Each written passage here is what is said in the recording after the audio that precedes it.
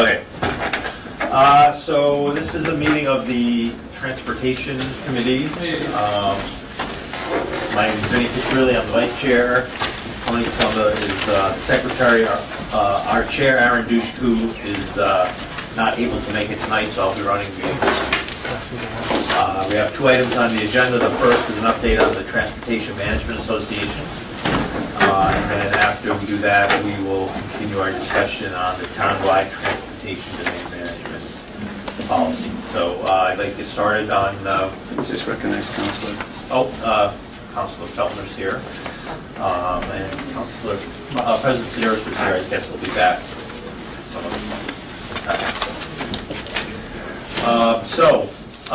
The first agenda item is update on the transportation management. Yes, thank you, Councilor. So, a couple of things. One, I wanted to update the committee on the work that we've been doing with the 120 Business Council. The majority of the presentation will be given by Patrick from the 120 Business Council, and I guess to some extent Monica as well. To give you an update on the work that they've been doing, I think maybe as important, if not more important, is we're beginning to get to the point of some decision points. And so, the probably more important thing we want to do tonight is to get some direction from the council subcommittee in terms of some of those decision-making points and get direction from you all from a policy perspective in terms of where you think we should go with the TMA. It's an exciting time where there's a lot of aspects and a lot of moving parts. I think the two primary things that not to steal Patrick's thunder, but the two primary things that we need to get some direction on have to do with the organization of the TMA in terms of how we're going to structure that, and then also looking at some routes and where we might want to start our shuttle service with and how that would work. Also, obviously, there's additional process we need to go through as well in terms of getting public input. But with that, I'll turn it over to Patrick to provide a presentation, and we'll go from there. Patrick, just a quick second, please. If you've come in, there's a sign-up sheet that's please On the going green around, card. and I want to recognize our state representative, Representative John Hecht. Thank you, Tony. Thank you, Patrick. Good evening, everyone, and thanks to the committee for having me here this evening to provide everyone with an update on the TMA. As Steve mentioned, we've been working for some time now, since the fall, on meeting with and engaging with all the various stakeholders here in the community, pulling together data and looking at what we think the needs are of the community and how we can best serve Watertown. So I'd like to walk everyone through some slides tonight and talk about some of our findings, some suggestions, and as Steve mentioned, solicit some feedback from the council on best practices for moving forward. So just get my bit of work here.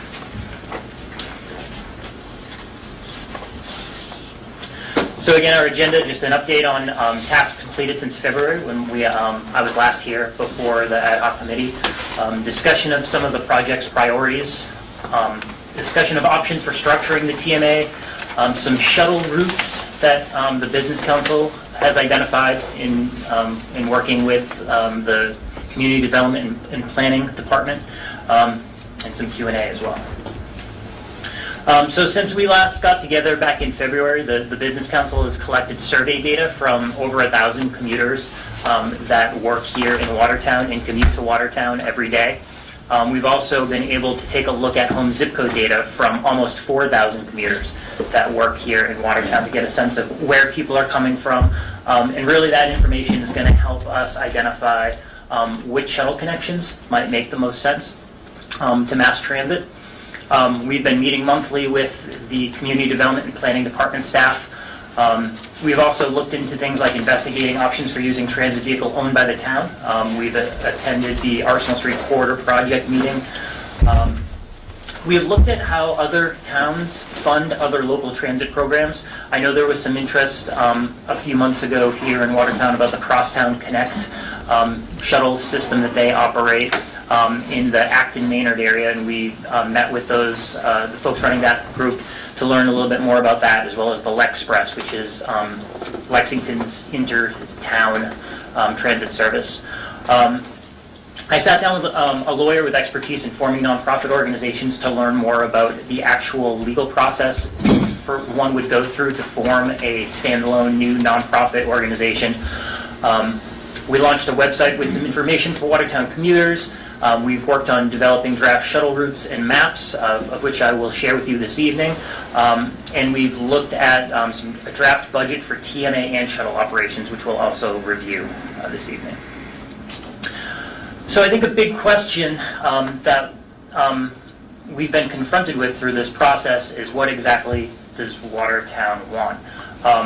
We were initially brought to the table with the thought that Watertown wants a TMA. And while that certainly seems to be what the needs are of the community and the business community as well, and some of the developers and employers that we've met with, the overwhelming focus of what the community wants from that TMA is shuttle service. And those are actually, they can be two different things. You can have shuttles and not have a TMA. You can have a TMA and not shuttles. And so part of this process is figuring out, do we want both at the same time? Should one come before another?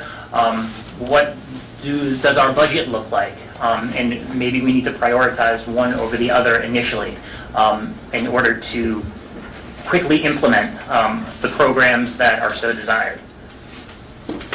So I wanted to walk through these next few slides that I'm calling establishing priorities. I wish they were a little larger here for the screen tonight, so my apologies to the folks that are straining a little bit. And my colleagues in the shuttle industry in the room tonight might get a kick out of some of this information. But just kind of painting the picture of what it costs to run a commuter shuttle bus with multiple stakeholders all funding shuttle operations. So here we're going to take a case study. This is a commuter shuttle operating 2,295 hours per year, which is Monday through Friday, 9 hours a day, 255 business days per year. Based on the Business Council's experience with working with different vendors, looking at different vehicle sizes, we estimate between $70 and $80 per hour is a safe sort of range to use here for what it would cost us to work with a vendor to provide this type of service. And as you'll see here, this includes driver wages, dispatching, maintenance, insurance, garaging, everything that goes into maintaining and operating the vehicle. And just to continue here, every vehicle that the Business Council operates is equipped with amenities that we think are really important, because what we're trying to do here is incentivize people to get out of their cars. And despite the fact that the programs TMAs throughout Massachusetts provide, are often very successful, the fact of the matter is we still have significant gridlock and traffic challenges here in the Commonwealth. And so our shuttle buses are oftentimes sitting in the same traffic as commuters would be sitting in their own vehicle. So we need to make the shuttle experience more attractive to them. So having things like Wi-Fi on board, and not just your typical Wi-Fi that some people have experienced on shuttles, but high-speed Wi-Fi that's guaranteed to connect and people can use for real business purposes. GPS tracking and GPS communications. Bike racks are something we want to have on every one of our shuttles. And also a vehicle wrap. So we're branding the shuttle, and that branding can be for the TMA's brand or to represent the companies that are funding the organization, funding the shuttle, and funding the TMA. There are also other things like project management, marketing, building websites, and doing outreach to members that all fall under those categories. So what this all leads up to is an estimated cost per year for operating one shuttle vehicle. And there's a range that's given here, between $196,000 and $223,000 per year for one vehicle. So we thought it was important to sort of get that estimate out there so people had a realistic idea of what it costs just to operate one of these shuttles. And again, this is operated by, assuming it'd be operated by the TMA, a nonprofit organization that has very limited overhead and is really providing this service for the benefit of its members in the community. And then there is a TMA. Again, the TMA is typically here in Massachusetts, TMAs are standalone nonprofit organizations that work closely with municipalities but are not directly connected with a municipality. We put together sort of a very rough outline here of what the cost could be associated with operating and managing a TMA. So you have things like marketing, your programs, things like bicycle repair and safety events, emergency ride home programs, transit incentive programs, and then all of the overhead costs that come with having an organization with a staff, with bills to pay, office supplies, insurance, payroll, things of that nature. Oh, sorry. So when you add it all up, if using some of these estimates here, with one shuttle and $188,000 per year for a TMA, right there you're looking at $388,000, and as we'll get to later, with a concept with 2 shuttles in operation, the estimated operating cost for that is somewhere in the range of a little bit under $600,000.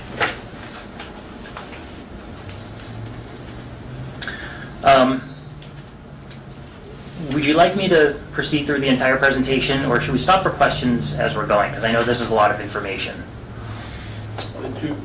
Maybe we should just go through the whole thing. Go through the whole thing? It'd be easier to see the big picture. Sure. So something else we've been looking at is how should this organization be structured. When we initially started this project, the thought was that the Watertown TMA would be an extension of the 128 Business Council. And by being an extension of the 128 Business Council, the TMA would be able to tap into the resources of the Business Council staff, years of expertise, experience with bidding on shuttle projects, on responding to or preparing RFPs, things of that nature. So what we looked into is how this organization essentially could be structured. And so in speaking with a lawyer a couple months ago and just looking at how nonprofits are established, she pointed out an important issue that by law a subsidiary cannot have a board with authority that supersedes the board of the parent organization. So that creates conflict where we want to have some type of board for the Watertown TMA, but there would also be the board of the 128 Business Council. So there would have to be some work there in terms of determining what oversight the TMA board had and how that would dovetail with the authority of the Business Council board. And so this would limit the fiscal oversight that the TMA board could have over the organization. But there are many advantages to the Watertown TMA being a subsidiary of 128 Business Council. As I mentioned, tapping into our staff and resources, a lot of the administrative overhead associated with forming a new organization could be eliminated, and it would help start the organization to start up a lot faster. Reduce overhead, and the idea that we have developed is that the TMA would have a steering committee that's made up of the TMA's members, and those members would be the employers we serve, and presumably the town of Watertown would be a member as well.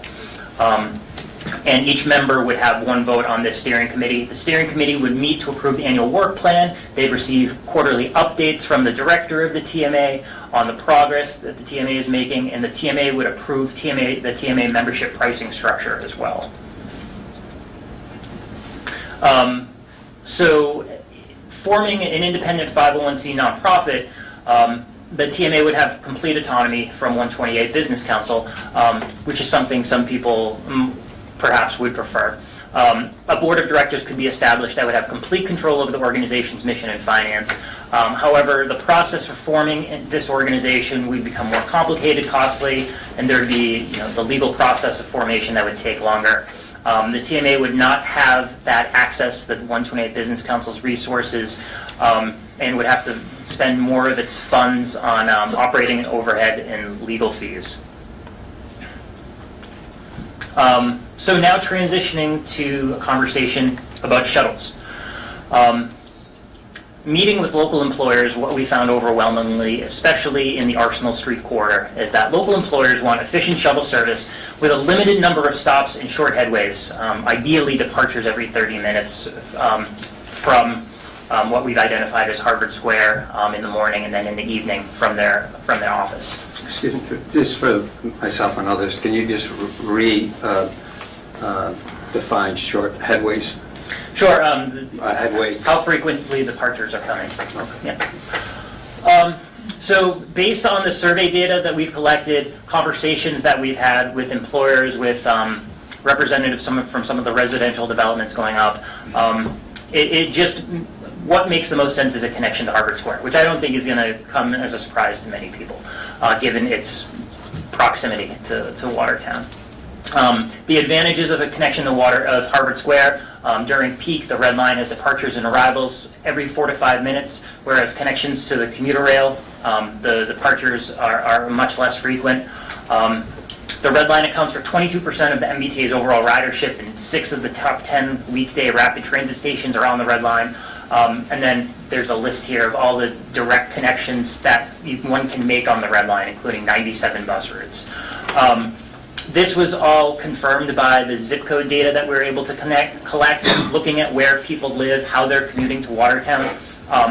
Obviously, people are coming from all over Massachusetts. People are coming from New Hampshire, Connecticut, and Rhode Island, in fact. But if you look at the communities along the Red Line and how close the communities that are within a half mile of a Red Line stop, there's a significant concentration of folks that live in that area. And again, just the distance and time in miles from these key Watertown corridors to Harvard Square. So we have been working with the planning department and looking at some proposed shuttle routes, and I'm going to show them up on the screen here, but I have a couple copies of the map here as well that I can share with you. Just to get I wasn't sure how clear the screens were going to be.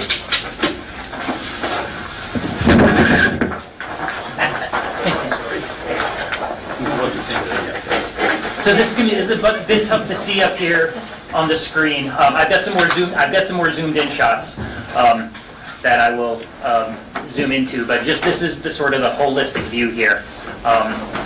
So Watertown front and center, and I don't know if this isn't going to work on the screen here. So to the right, you have Harvard Square. Yes, thank you. Get them up.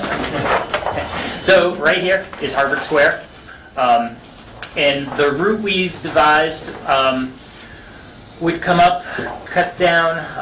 Is it Coolidge? Coolidge, yes. Down through Coolidge, and would connect first to Arsenal Street, where we could connect with the Residence Inn that's under construction right here, which has a permit requirement as part of their permitting process to participate in the TMA and a shuttle.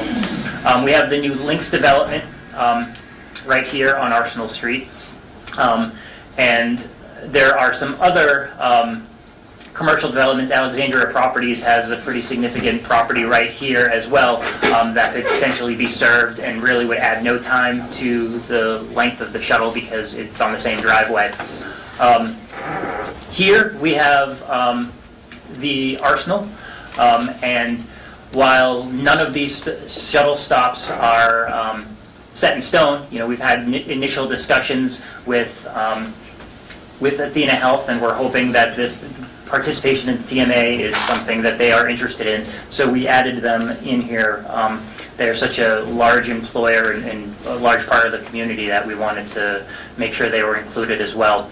And then this here is a consolidated stop for the 56 Irving Street and 202, 204 Arsenal Street residential developments that are underway right here, both of which have language in their permits which require participation in the TMA. So this is a zoomed-in view of Arsenal Street here, where you can see some of those stops. And what I wanted to point out here was the concept we discussed, where if we had one vehicle making numerous departures every morning from Harvard Square, we could get to Arsenal Street, serve these locations, and then make a return trip to Harvard Square, do that very effectively, do that very efficiently. We could probably make, and I've got a draft schedule that I will show you in a couple more slides, but based on our initial calculations, there could be 6 departures every morning from Harvard Square to serve all of these locations, and then 6 departures in the evening from these locations back to Harvard Square. So for these employers right here in these residential developments, they'd have a lot of options every morning and every evening for taking the shuttle to get to and from work. Now, if we had 2 vehicles, what we could potentially do is run this same route along Arsenal Street. So these these properties would more or less get double the amount of service. 4 to 5 additional stops every morning. But we've envisioned, if with 2 vehicles, one running express, just serving these stops and running back to Harvard Square. The other could then proceed down to the Watertown Square terminal, make a connection with all of the buses at Watertown Square as well. And it also opens up, just to go back one, service down to Pleasant Street, and future connections with the Charles River Mill District. And I know that the town of Watertown has been in talks with Waltham and with Newton about collaborating on transportation issues in that area. So I think the TMA would have the ability to come in and serve that area as well as part of this system. Can we ask a question? I mean, I would like to just check back on this a second. Thanks. So I just want to be clear that this, with one shuttle, you would take it from Harvard Square to where would it turn around, or where would it stop? Sure. So, get my mouse here. We're coming from Harvard Square. We're stopping. No, I understand this. I apologize for the question. I mean, I know, I can see where it's going to stop. Where's it turn around? Where's it end? Where's the, at there in Watertown Square? Yes. So you would be able to pick up people for that bus? Yep. Okay. And if you had 2 shuttles, you're saying that one would be an express taking the same route, and one would not be an express, and it could go on through to Pleasant Street? Correct. Okay. Yep. Thank you. Yep.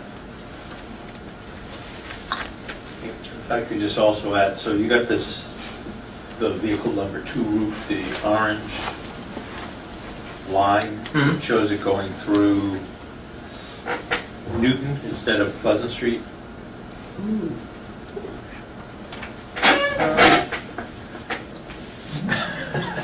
No, that's not right.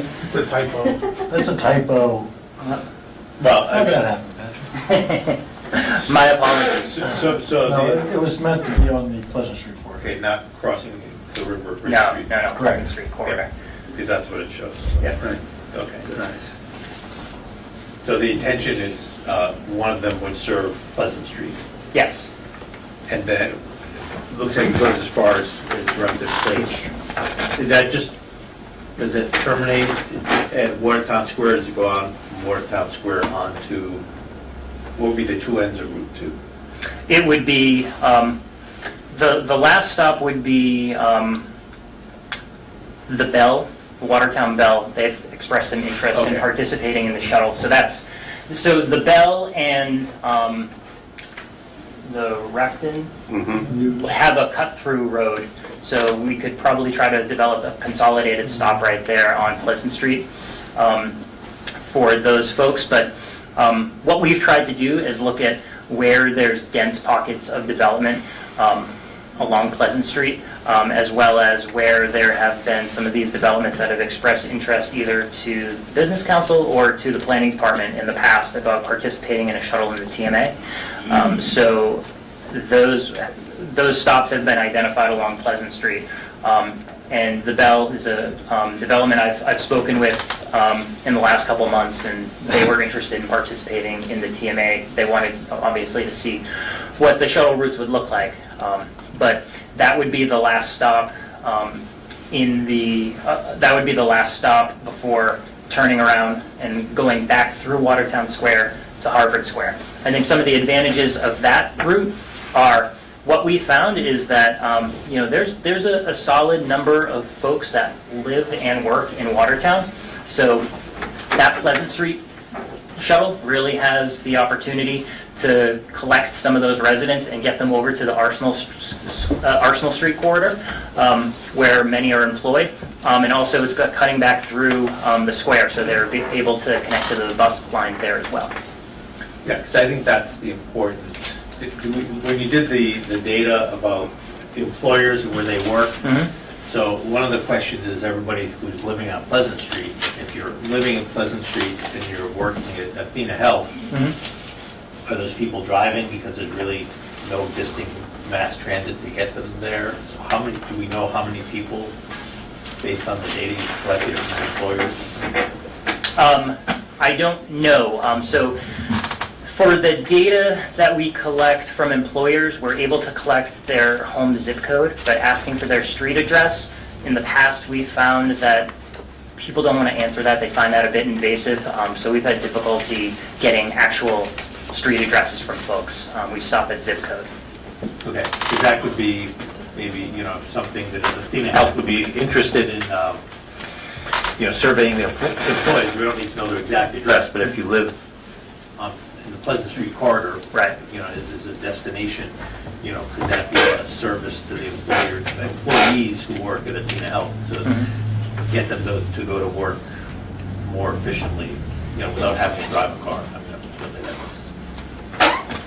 I imagine that would be a benefit to your employees if we could do that. So, okay. We'll come back. We'll come back to There's this. plenty of questions, I'm sure, in the audience. I'm sure there's questions. Sure. So, moving on, this schedule right here, I should have included the Watertown Square here as the terminus, but I was just focusing on the actual addresses where we would be stopping. So, and again, this is a draft, so it's not going to be exact. We would fine-tune this before launching a shuttle. But this is just to give everyone an idea of the level of service that we think we could provide. And this is just Shuttle 1, that express shuttle from Harvard Square to Watertown Square and back in the evening. And so I think this just goes to show that with one vehicle, people can receive a lot. There's 6 departure times for people to choose from. And just to put that in perspective, the Business Council, we've been operating shuttles for 25 years now. We have 13 different shuttles. And very few of our members have more than 4 or 5 departure and arrival options every morning. So this would exceed a lot of the level of service that we're providing already in some regards. So we're pretty bullish on this concept. So that's the end. That's everything I have for right now. I'm sure we have plenty of questions. Yes? You don't have that same thing for the Shuttle 2, but yeah, the one that would go out to Pleasant Street.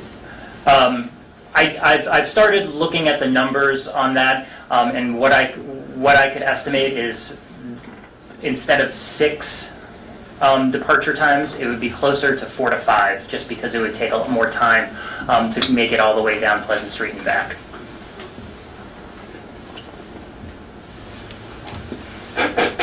Okay. And I also want to mention, by the way, that I'm joined here by the Executive Director of the Business Council, Monica Tibbetts-Nutt, and she will be assisting me with some of the discussion going forward. Okay. Okay, so, first we wanted to see if we have any questions on the presentation before we dive into some If I could specifics. add one or two questions and maybe a comment. And maybe I'll do the questions first. Could you speak a little bit to how many TMA organizations the council works with that are subsidiaries, or how many there are that are independent that you guys work with? Sure. So there are approximately 5 to 6 TMAs that are subsidiaries of other organizations. So for example, in Boston there's an organization called A Better City. It was formed as the Artery Business Council to help businesses in Boston during the Central Artery Project. They formed a TMA in the late 90s. They call it the ABC TMA. So that TMA is an extension of ABC, the parent organization. They've also since gone on to start a second TMA, the Alston-Brighton TMA, which they've started in 2012. There are also other examples. Masco, the medical area over in Longwood, they have a TMA that's called Commute Works. It's an extension of Masco, but it functions as its own independent organization with a board of members that are served by the TMA itself. What was the first example, I'm sorry? The Boston example. A Better City. Oh, thank you. And in terms of ones that operate as, well, let me go back to my question. For 120 Business Council, are there TMAs that you work with that are, and are there ones that you work with that are not subsidiaries of 128 Business Council? Yeah, absolutely. So How many of those are there? there are, well, at least 5 or 6 that are completely independent standalone organizations. The Charles River TMA in Kendall Square, for example, the Seaport TMA in the Seaport District. Those are 2 examples right there of TMAs that are standalone organizations. That you work with, that's his question, right? Yeah. Yes, so I should note that all of the TMAs in Massachusetts collaborate with each other under the banner of Mass Commute, which is the Council of TMAs. There are 15 total in Massachusetts. When I say the Business Council works with them, I mean we collaborate with them on a few statewide events every year.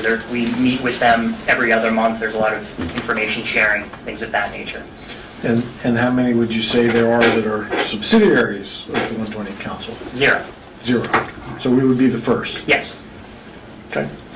And then one of the comments I wanted to make, a couple things. One, I think it's really important that one of the things that we do next is, obviously we need to get direction tonight, but I think one of the other things we need to do is, again, reach out to the businesses that are, going to be the primary sponsors of the organization and have another meeting with them as a group and begin to get some feedback from them as well as the public, and do some more public outreach and have conversations with the general public.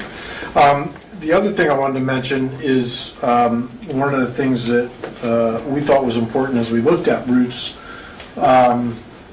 was to, again, think of this as sort of an initial cut at both the route and service, with the idea that there might be the potential to grow as time goes by. Obviously, if it's very successful, we have other development proposals and projects that want to participate. We have other resources that might come to the table. One of the things we talked about was the senior shuttle, which certainly provides an important role to the town. But there are a lot of times when that is sitting idle, and that might be something that having an organizational structure where we're operating a shuttle system, maybe bringing a resource like that in to provide opportunity to provide service within the community as opposed to just a commute pattern. Similarly, I know we noticed the other day that the school committee had bought a shuttle, very similar to the senior shuttle. And obviously they have needs for that, but I would suspect there may be times when that might be idle. And there's, again, another resource that as we evolve, we might look to incorporate in to providing service to the community that would go beyond just the routes that we've talked about. So I just wanted to mention that. It's hard to take minutes. No, I have questions. So Tony, do you have any? I just wanted to get on this before we go backwards. Or just, I guess, on the routes and the proposed service. Okay. I think I just need a little more. Could you put up the slide with the schedule again?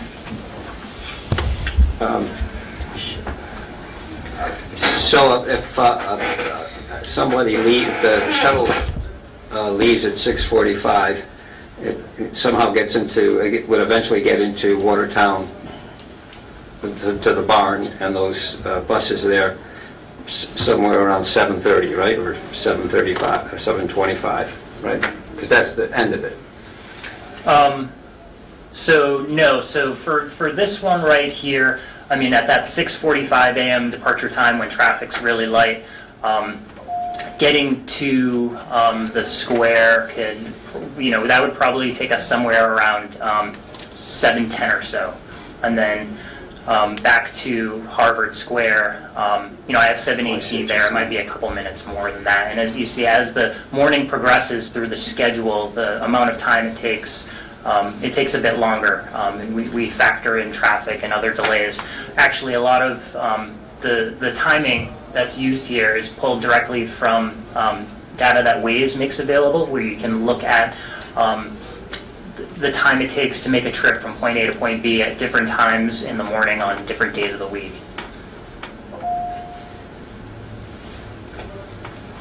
And then the other, if this shuttle was to continue on Pleasant Street, that's where I'm having trouble understanding.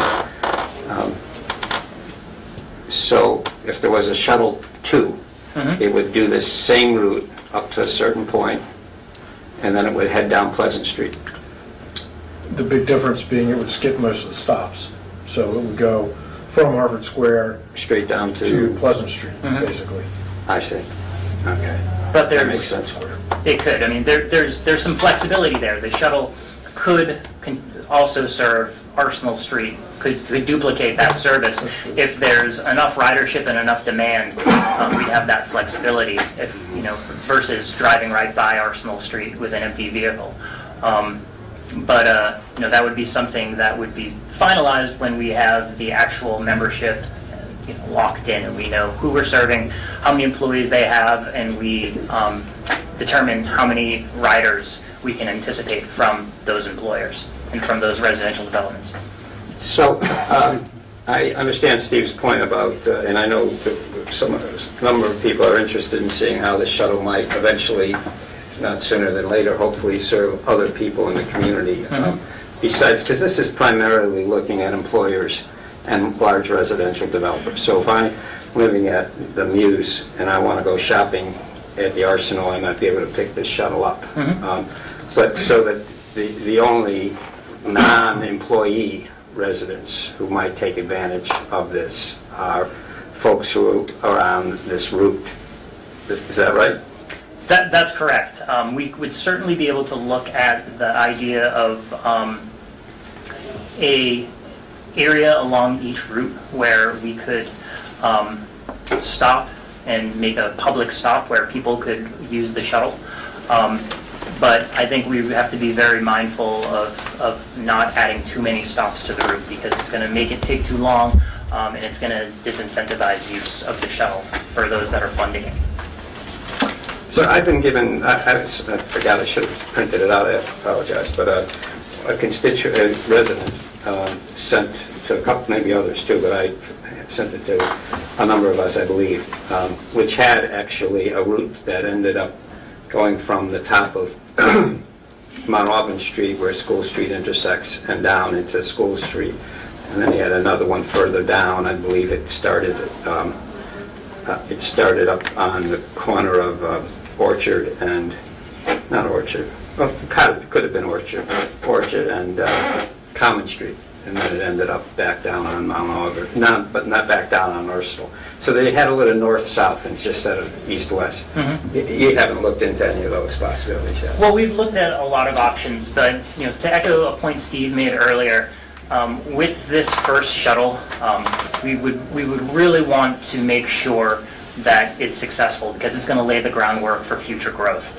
And serving Arsenal Street, which we believe is a prime corridor with density of both residential and commercial passengers, based on the number of employers that are there and will be there, in the next couple years. We think that is an ideal place to launch the shuttle.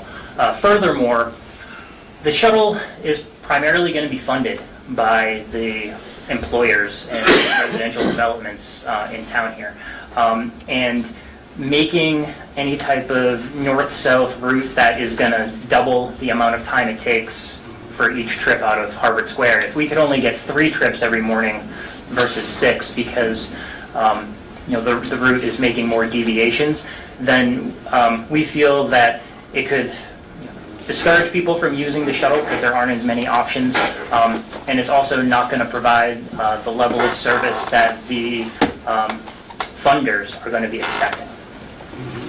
I think just to add to that, some of those projects have suggested that they might be inclined to maintain their own shuttle service, and I think if that were a reality. So in other words, if it's providing a level of service to their project that is not at a level that they would anticipate, they might go ahead and pay into the TMA and have us operate a system, but they would have their own service as well, just to provide their level of service that they would expect and want for their employees or their residents. And the concern I have with that is, I think at least initially, I think it would be important not to have more duplicative services and putting more shuttles on the road, particularly if some of them are running not very full, and creating more congestion as opposed to less. Because obviously that's one of the things we want to do is reduce trips on the road and reduce congestion. And so I think I would be inclined more to think of that as something to aspire to. It's supposed to be more of the initial effort. I understand that. I'm just a little bit concerned that what is the benefit for everybody with the shuttle?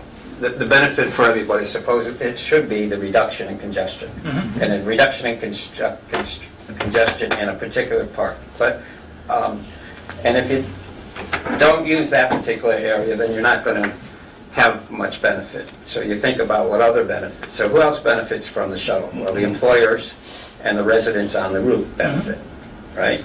And the residents on the route are those in Pleasant Street or any of the large developments or the few homes that are on this route.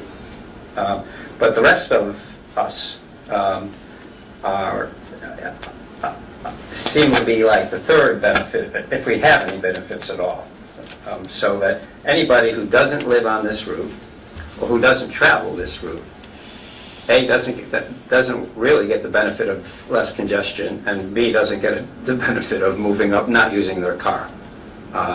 So I know that Steve, I understand the dilemma that people have with this, having to make sure that this works so that it is supported by the businesses and they feel like they're getting a fair share on their dollar of participation by participating. But I also feel like we got to keep up as sort of a priority, whether it's the second level priority, but is that how do we help move people around Watertown, and so that they're not using their cars to get in and around Watertown, or to get from Watertown to Harvard Square, but they're not on this route. And I know that's further on, but it seems to me that that's a pretty important priority. But, do you have questions? Excuse me, sorry. I think there is a benefit by having the shuttles, just like having the MBTA. I think there is a benefit to everybody, including those of us who aren't riding. Certainly everybody who drives through Watertown Square, it seems every morning half the people in Watertown drive through Watertown Square. Having fewer vehicles, because people are now on a bus, makes traffic flow more efficiently and just sort of reduces the congestion for everybody. I don't think there's, certainly if we set this up, let's say, this Route 1 just goes from Harvard Square to Watertown Square, if everybody's currently taking the 71 bus, suddenly takes a shuttle because it's 10 minutes faster, we haven't really gained anything. I mean, because, those people, what we don't want to do is incentivize people to get off the 71 and use the shuttle instead. I mean, we really want to use these shuttles to get people who would normally be driving to use the shuttle instead to reduce the number of car trips. So I think we need to be careful that is sort of the number one goal that we need to focus on. Certainly, I think we need to do the Pleasant Street route at the initial rollout. There's no way around that. I mean, Pleasant Street, to a certain extent, has worse car traffic than Arsenal Street because there's no public transportation on Pleasant Street at this time. And we do have people who are living in close to 1,000 apartment units. Really, I believe many of them are using their cars to go short distances because they have no other choice. Yes, some people are riding their bikes in the nice weather, and yes, you can walk from Repton Place to Watertown Square in about 20 minutes if it's a nice day, but the reality is, for many people, it's easy to get in your car and drive. And I would really be interested to see how many people who are living in the Pleasant Street corridor are actually working at Athena Health. Because I think if you would think about sort of the gut feel about, where people are going, where are those people working? I know a lot of people working at Athena Health are living in Watertown, including the person who lives across the street from me on Orchard Street. She walks to work every day. It takes her, almost a half an hour to walk to and from work. Not everybody's willing to spend a half hour walking to work every day. So I think a lot of people are driving. And certainly the low-hanging fruit for the TMA is if we can get the intra-city traffic where people are driving from one place, where there's a heavy concentration of people living, say from a place a heavy concentration of people are being employed on Arsenal Street.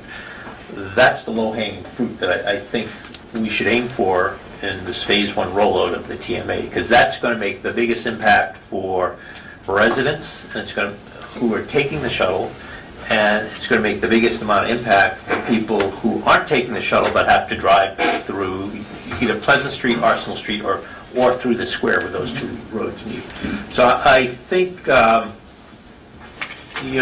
Tony's question, that really needs to be our number one focus. And if we're not really successful in that initial role in implementation to sort of get those people out of their car, it's going to be a tough sell moving forward. I appreciate people who live on Crosstown, the Crosstown route. Somebody said, well, can't we run from Belmont Center to Watertown Square and stuff? But the reality is, I think from a commuting standpoint, and where the heavy congestion is during the peak hour, work commuting, you can drive from Watertown Square to Belmont Center to go shopping at 10 o'clock in the morning, and there's no traffic at all.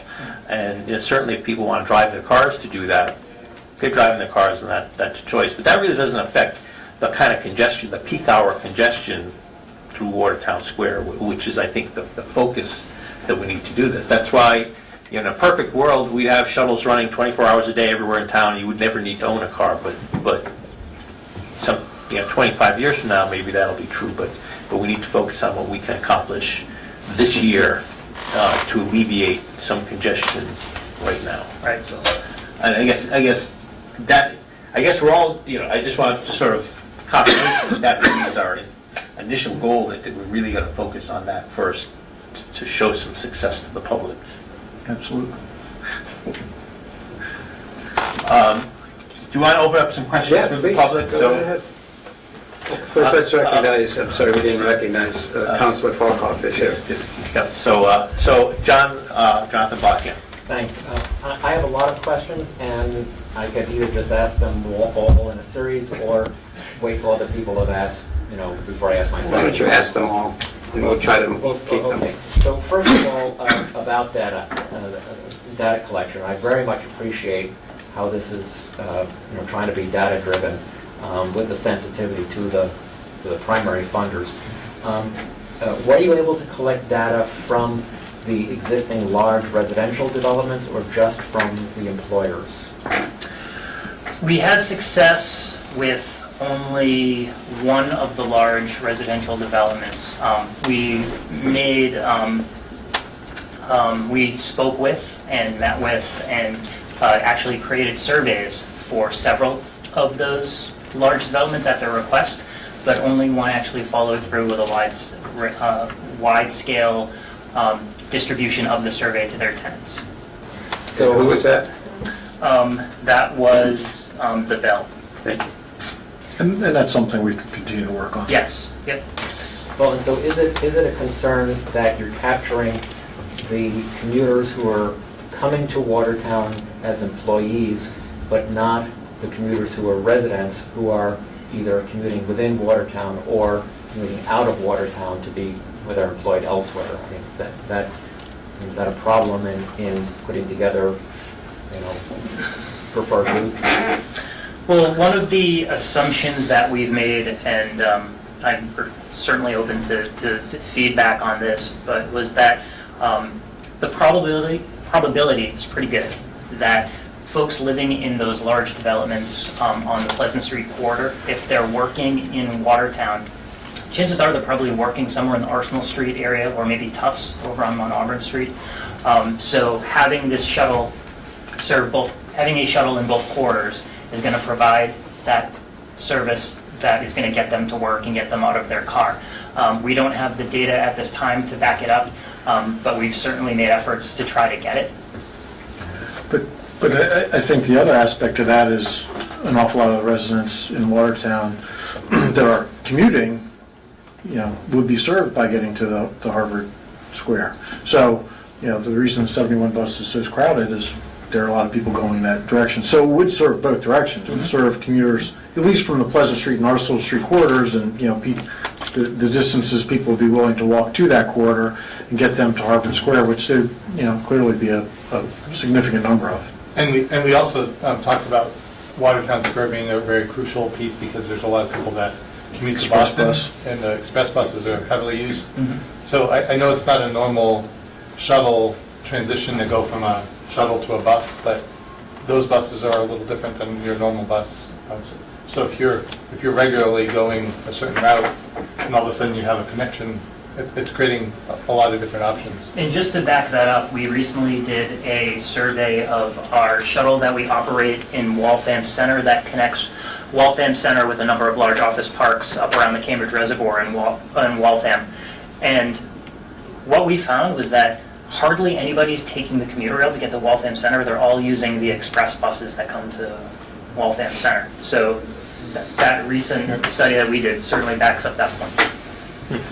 If I can go on, I would sort of make the same guess about Harvard Square and so on, but people have mentioned the new commuter rail station that's going to be where New Balance is, and then there's also a lot of development on Western Ave, and so I guess I raised this question in terms of people wanting to get in that direction, but of course I don't have the data on that either, so.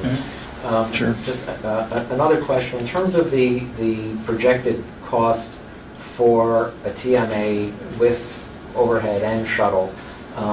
So you had, if I counted right, 5 stops on Arsenal Street. And so just a quick calculation, if you divide the almost $600,000 annual expense by 5, that's like $120,000. Or if it's by 6, it's like $100,000. What do you project members would need to pay if they were TMA members with shuttle service, in the sense of that their employees could ride the shuttle for free? Sure, that's something that is one of the most difficult aspects of putting this all together, is that we need to try to manage that cost while providing the level of service that people want. There's that balance there.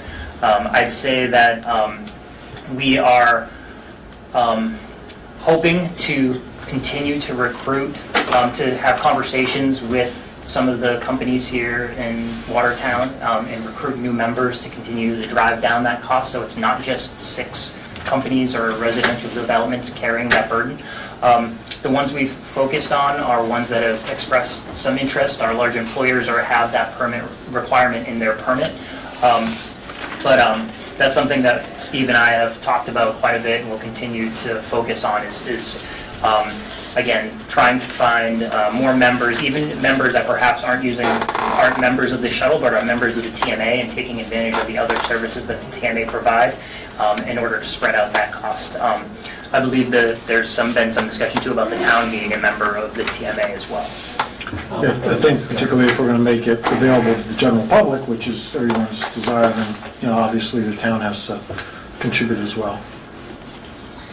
I'll just limit myself to a couple of more questions and hold the rest till maybe later. But how does that approximate $100,000 to $120,000 a year, how does that compare with what members of other TMAs that have shuttles are paying? It would be on the higher end for sure, and that's just because there's right now a small pool of members.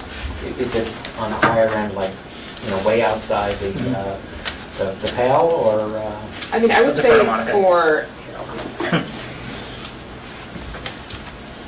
say for our most popular shuttle service, which connects to Alewife, we have everything from the 15 employee startups, which are paying probably a couple $1,000s, all the way up to our larger developers who are paying anywhere from $200,000 to $300,000 to $400,000 a year for their shuttle service. So the $120,000, I mean, is definitely large, and that does, as Pat said, speak to the smaller pool. But we definitely have developer members of ours that have been members for 20-some years that are paying almost $500,000 a year for the shuttle services, and that's for the Waltham area, kind of the Waltham-Lexington area connecting to Alewife, which is our most popular service and the one that we've been operating the longest, which is about 25 years. And if I can, just one more now, about the organizational structure and the subsidiary or not subsidiary. Is it really just a binary choice, or could a Watertown TMA get the benefit of 128 Business Council's expertise and size and still come out ahead in terms of financially, as opposed to just going it alone?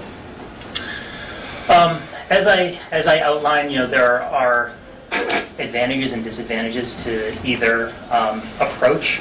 The Business Council has been working on this project for quite a while now, and our hope is that we can continue to do so.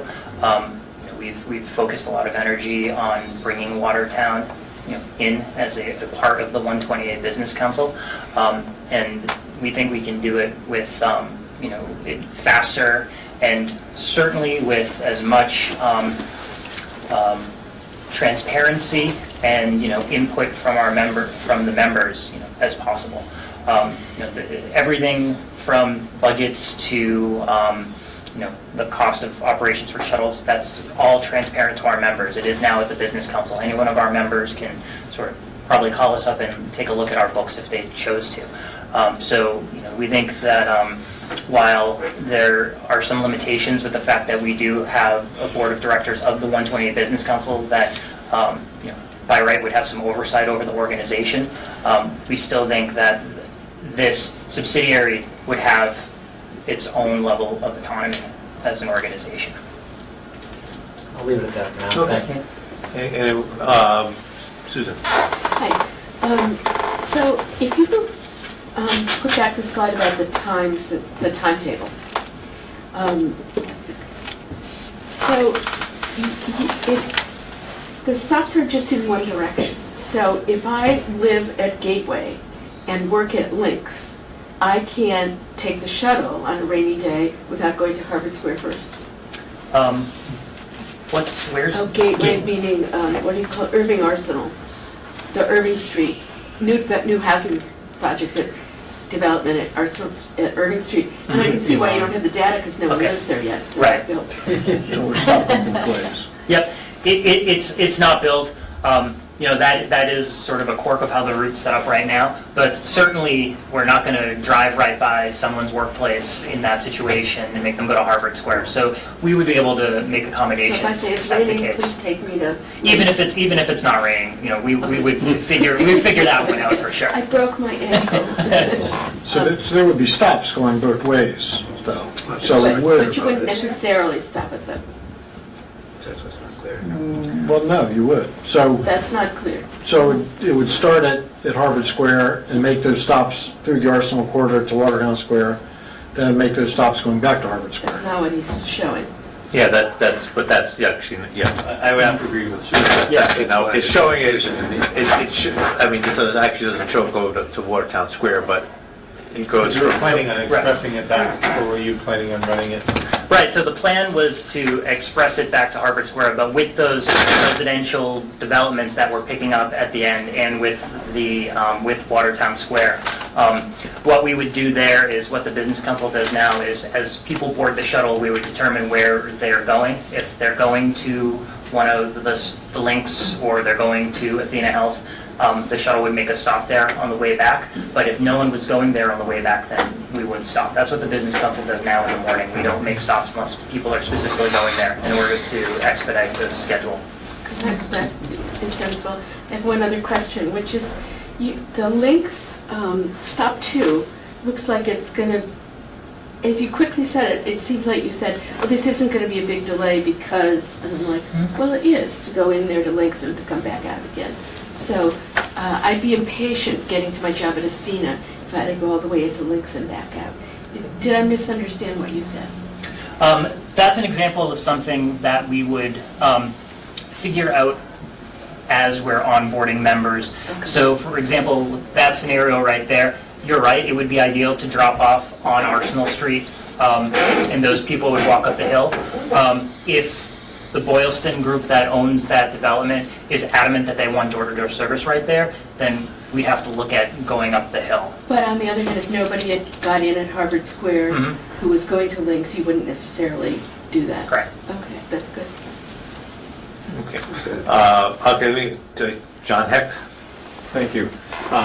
Thank you, Patrick, for the presentation. It's really exciting to see this starting to look like, some concrete opportunities for the town. I'm trying to get my head around how much additional capacity this would really add on Arsenal Street in particular. On Pleasant Street, where there is no public transportation now, it would really, any additional capacity would be additional capacity. Significant additional capacity. But on Arsenal Street, you were talking about a 24-person van or bus, as I remember, and you're talking about 6 trips in each of the main commute periods. So are you able to kind of figure out what that would add in terms of capacity relative to what there is now, so that we can sort of have a sense of kind of how much bang would be purchased for the buck, as it were? Sure, well, And I don't know how that compares, like, with other TMAs. I mean, how does it compare, say, with what the MBTA is currently providing off the red line on the 7070A? Do you have a sense of all that? Yeah, I can speak to that. Thanks. I want to make sure I understand your question. I mean, so the 7070A is actually a really good comparison. So for anyone that doesn't understand our services, one of the major services we operate is Alewife connecting to the Waltham Center, or connecting to the businesses in Waltham, which for part of the route actually duplicates the 70, which is coming out of Central Square going into Waltham. And the thing that we find is we don't like to duplicate service, especially with the MBTA. It's something we don't normally do. But the thing with the 70 is to get from Central Square to Waltham, it's 59 stops. To get from Alewife to Waltham, it's a handful of stops. And so for us, it's not a mode shift from somebody on a bus line, an MBTA bus line, shifting over to a shuttle bus. It's someone from a car shifting to a shuttle bus, because they are very different experiences. If our shuttles didn't exist, those people would be getting into cars. They wouldn't be getting onto the bus. I have not actually used the bus that operates down this corridor. I imagine it's a very similar situation. The MBTA buses are very crowded. They make a lot more stops than we do and are just not at the level of comfort or sophistication that, quite honestly, the shuttle buses are. You can't really get on your laptop you can't really get on your laptop, log in, get work done. It's not going to be a comfortable ride. And so when we think of the mode shift and kind of looking at the capacity, we're looking at taking people out of cars, not taking them off of other public transit services. And that's how we do our planning. And from a lot of our research, traditionally, like I said, we've been doing this actually almost 30 years, that has continued to be what we do. We do have some services that operate on corridors where there is no MBTA service, and obviously those grow exponentially because you're capturing people where there's just no other option. But quite honestly, the growth is very similar along MBTA corridors also, when in comparison with an MBTA bus service. I don't know if that answered your question. Can I just, maybe if I could just restate this. So going to John's point, 24-person bus and 6 trips is 150 people. Right, if It's 150 cars. nobody gets off and... Right, and so if every one of those people, if it was completely full on all 6 trips, that would be 150 cars. Fewer cars on the our. Well, just to say that. So, but Monica, what you're saying is many of those people may have the capability of taking the Red Line, Center Square, getting on the 70 bus, and taking the 70 bus to the arsenal to work. But just the daunting nature of that trip, they say, forget it, I'll just take a car, it'll be less hassle for me. So if we can get those people to leave their car in Boston and take the Red Line to Harvard Square and take the shuttle, that ends up reducing a single occupancy vehicle car trip. Exactly, and those are the populations that we're targeting. We don't look to shift people off of public transit or even off of other alternative forms, whether that be a van pool, carpool, biking, or walking. We're not looking to capture them. We're looking, if they get captured along the way, that's fantastic, but what we continue to focus on are the single occupancy vehicle trips, because those are the ones that are causing the most congestion. Those are the ones that are making it less safe and less easy for other people in alternative forms of transportation to use those corridors. So that continues to be our focus. But I don't think you have the data for that. Do you have the data for that? That says that anybody who gets on anybody who gets with, do you have the data for Watertown of the people who are going to get on this shuttle means that they're not going to drive? Oh, Can absolutely. You say that? No, there's Can no you way say we that? can do that now. Right. Honestly, we need more time, and we would have to survey a lot more people. What we can do is historically show that the TMA is operating shuttle services in Massachusetts in corridors very similar to this. That is what's happening. And it really is because, quite honestly, traditional bus service, especially in Massachusetts, you're having stops every quarter mile, every eighth of a mile. When you're talking 59 stops compared to 6, there's just really no comparison. We're talking about a crowded bus where you're going to be standing for all of those 59 stops compared to being able to get a seat on a comfortable shuttle, being able to log in your Wi-Fi, get work done, work with your colleagues. It's very different. But you're correct. We don't have data as far as what the people who are not open to this, who do not have access to this now, are going to behave, but we do have the historical data for other people in these corridors, very similar income brackets, very similar commutes that show basically over the last 30 years, this is how people have behaved. And can that change? It definitely can. It can change with a lot of different factors, but until the MBTA changes their service, I would be very surprised if you're going to see those patterns change. We do have data that we have from surveys of our riders that shows that somewhere in the range of 75% or more of our passengers on our shuttles own a car, have a car at their disposal, and they're making the choice to take the shuttle over the car every day. Route 2, of course, doesn't have mass transit, so in terms of the ability to capture more car drivers onto the shuttle, I think that's more attractive sell. Oh yeah, I mean, and that's going to be huge. That's very similar to the service that we provide on Hartwell Avenue in Lexington, our Rev Bus service, which is serving a quarter that has no other MBTA service. There's nothing that runs down through there. And that is one of the more successful services as far as from immediate jumpstart. Every month you're seeing the ridership double. And you're also seeing companies continue to come on. And then also the town of Lexington also kicked in money so we could add stops within Lexington Center that serve only those Lexington residents and also connecting with their Lexpress. So yeah, actually, I mean, Pleasant Street, there's a huge opportunity there. And that's also where you can get a little bit more creative and how you not only get people who are going one direction, but get them the other direction and can make more adjustments to serve the residents along there. And Lexington, I have to say, in the 30 years we've been operating, the Rev Bus shuttle on Hartwell is easily the biggest success we've ever seen as far as growth and the amount of time it did. Okay. John, do you have any? That's enough for now. Elliot? I wonder if you go over a little bit of the history of specifically the revenues from the startup year 1 to, let's say, year 5. What has been the experience? This is a startup, so what, from over the course of 5, let's say a 5-year time frame, how have the revenues, assuming it's going to be successful, or whatever occurred in one of the things that you've been working on, how does it work? And then I have an additional question. So, I mean, obviously the Business Council's been around for a while. Basically the way it worked is, I mean, we started out with just a 15-passenger van. It was a very, very small service.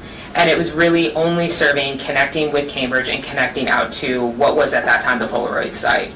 And so I think that the initial startup costs, honestly, I think were probably about $110,000. Obviously, that was in 1987. And then within the first 6 months, we added a 24-passenger bus. And then that grew from, I believe it was 3 to 4 members initially. Within that first 6 months, they added almost 4 other additional members. And they were all splitting that equally. They weren't doing based on size, employee count, square footage, anything. It was just an equal split. So as they continued to add members on, they continued to basically then split it out across that. So I would probably say the Business Council probably doubled revenues within probably, I think, the first 3.5 years.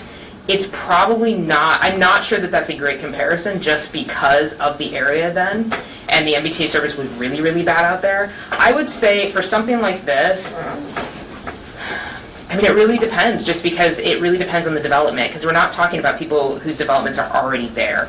You're talking about people who are coming online, but I think that you could probably get to a 15 to 20 member organization probably within the end of year 2, early year 3. I would probably say that would be my best prediction, but every TMA is different. Even the ones that are comparable, they're all very different, whether it's in Boston, whether it's on the North Shore, whether it's out in the corridor. It's all very different, and it really depends on the development cycles and how quickly the residential and commercial buildings are coming online. Waltham tends to come online very quickly, so I think that that really spurred the growth within that year and a half. But I think if I understand the schedule as Pat and Steve have explained it to me, I would probably say end of year 2, early year 3. And just to add one more thing to that, in terms of the cost of operating shuttles, the Business Council signs 5-year contracts with the vendors that we work with on shuttles, so we are able to identify what the cost is going to be for the next 5 years for our members.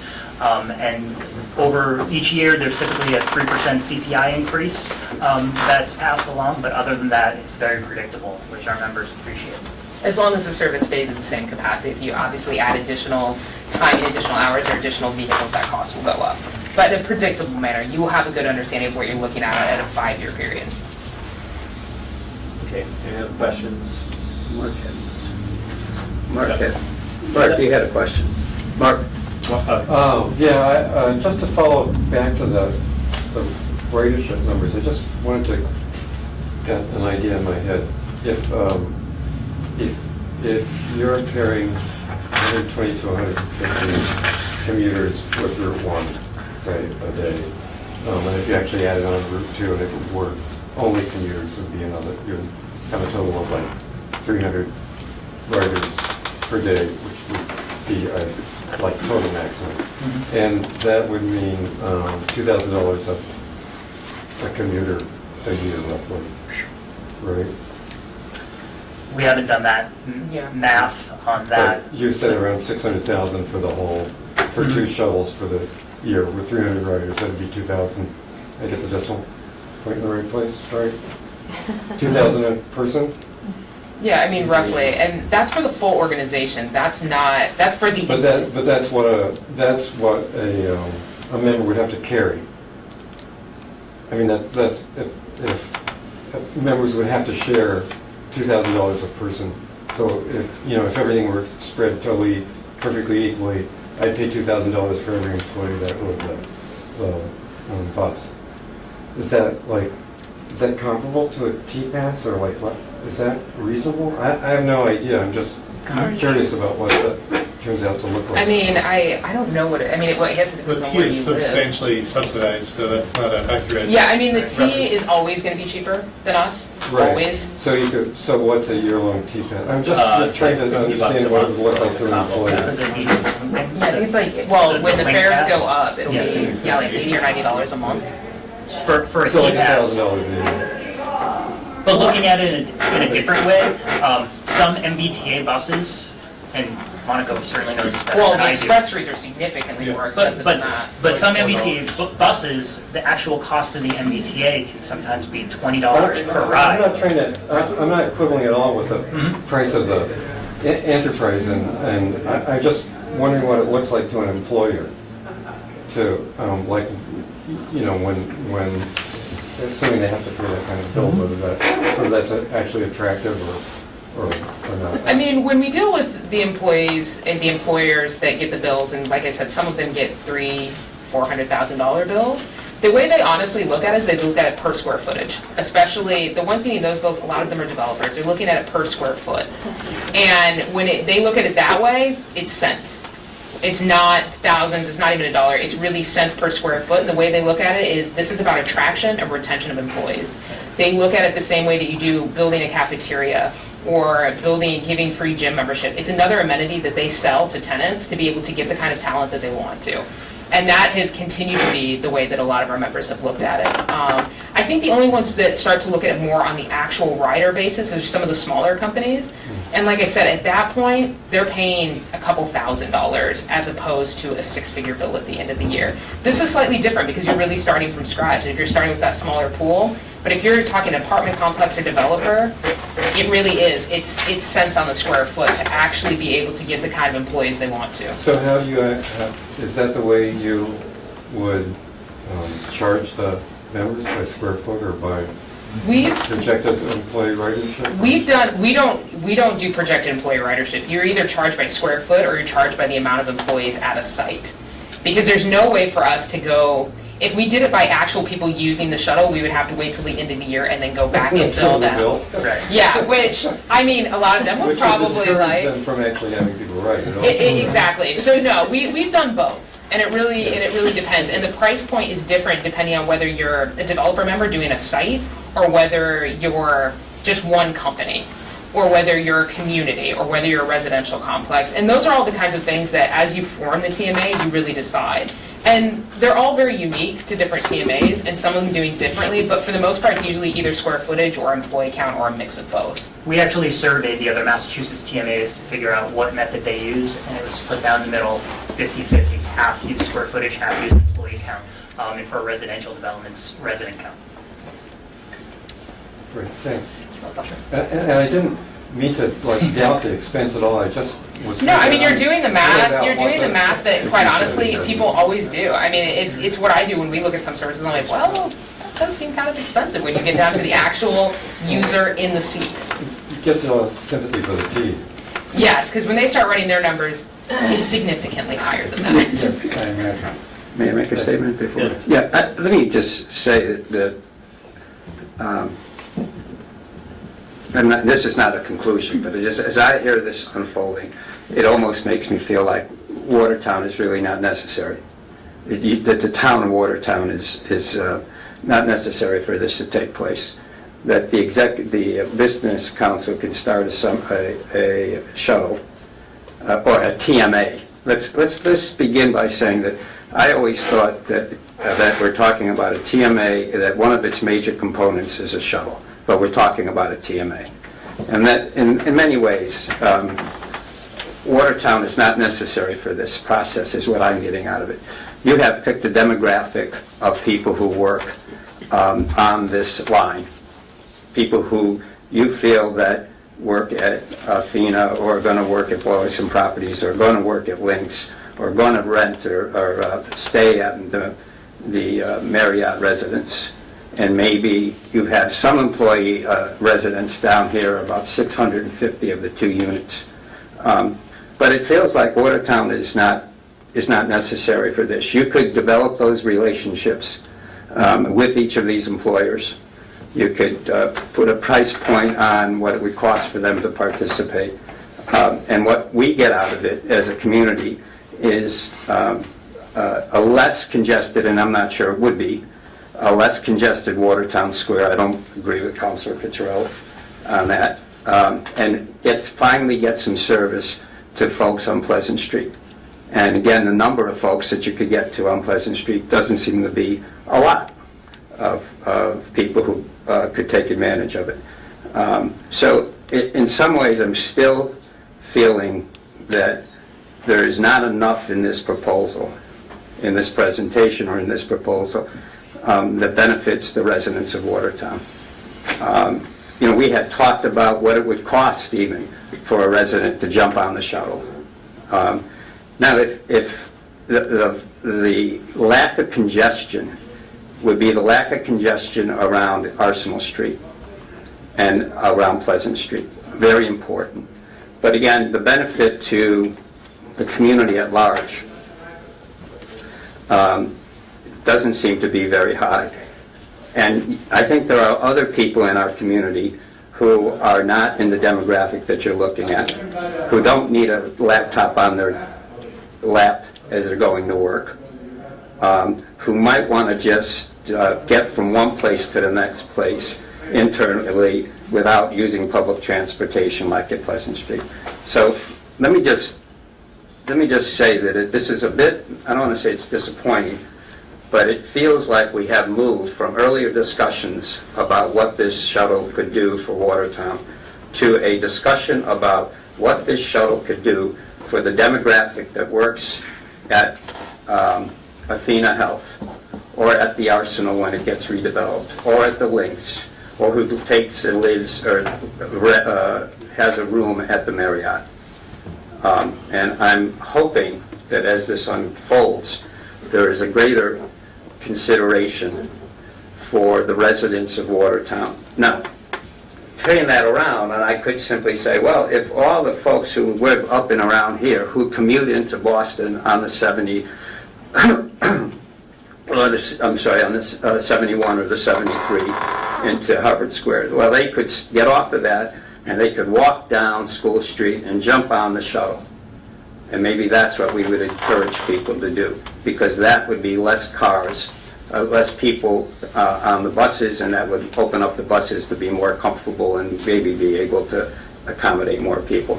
But if we're talking about reducing congestion, and as Councilor Picciarelli said, the first priority is reducing single occupancy vehicles. I'm just not sold yet that we're going to be doing that by what we have. There may be other questions, but I wanted to be clear about where I'm going with this. I definitely understand your concerns. I also just want to make it very clear, these are just proposed shuttles. That's all they are. As Pat said, we are still waiting on a lot of data. We are not a corporate shuttle provider. That's not what we do. We are not in the business of just providing shuttles to corporations to connect them, just to make easy connections, just so they can get their employees basically out of their cars. The mission of the Business Council for 30 years has been to reduce congestion. And the way that we've done that is finding a better way to do transit. And that's by finding private ways to put really good transit on the road that is not closed to the public. You see many corporate shuttles. I mean, it's an issue in the seaport right now in Boston. You have all these multiple corporate shuttles operating, driving past people who are waiting for an MBTA bus that may or may not come, or one that they can't get on, and they can't get on these half-empty corporate shuttles because that's all they are. They're corporate shuttles. We provide a privately funded service that has been open to the public for 30 years and will continue to do so. And it's not that we're trying to avoid the residents. Honestly, what we are trying to do is you have to get a shuttle on the ground. We have to get that initial investment from the private sector to pay for this so we can start providing better shuttle service, better transit service to Watertown. We care about the residents. We care about the residents in every community that we operate in. That's why we do what we do, because quite honestly, otherwise, they are going to have to either buy a car or they're going to have to wait for the MBTA services. And sometimes, especially in the communities that we operate in, they're either going to be super full or you're looking at an hour and a half between each stop. So I definitely understand. If we were coming into a community and we were like, okay, this is just going to be run through the business council or it's going to be a separate TMA, we would be able to sit down with the companies and with the residents and really flesh this out. Quite honestly, we're still waiting on a lot of the data because this is the first time a TMA has been here. So I definitely understand your concerns. I just don't want you to think that we are a corporate shuttle company that's coming to serve millennials. That's not what we do. I appreciate that. Because the thing is, millennials, we have lots of them, but quite honestly, we also care about the person who is working in facilities. We care about the person who is the janitor at these buildings. We also care about the person who just wants to get to the grocery store or wants to find an easier way to be able to go to the library and things like that. It's just we also want to find a way to where we're not having to charge that resident $10 to do it. We want to find a way where we can get it as low as we possibly can to where they know, and also that it's going to be sustainable. The other thing that we don't like to do is you don't want to start a service, you get residents all excited, they start making decisions about either where they're going to live and work based on a service, and then you run out of that potentially public funding, grant funding, or the private funding dries up because you weren't also serving them, and then that shuttle runs for 6 months to a year, and then it's gone. That is not a business we're in either. Because the thing is, at the end of the day, we're a nonprofit. We want to provide actually good service. But for this, we have to get that private investment initially to start being able to provide the better services. And like I said, when the Rev Bus started on Hartwell Ave, it was just serving those corporate companies. And how long did it take before we went into Lexington Center to start serving the residents? After 1 year. 1 year, we were in there, they were paying $1 to get on that bus, and they were being able to get more places. And that was working not only with the town, but working with the senior center, working with the schools, really understanding all the populations that we were serving and what worked for them. And we can't provide all of it.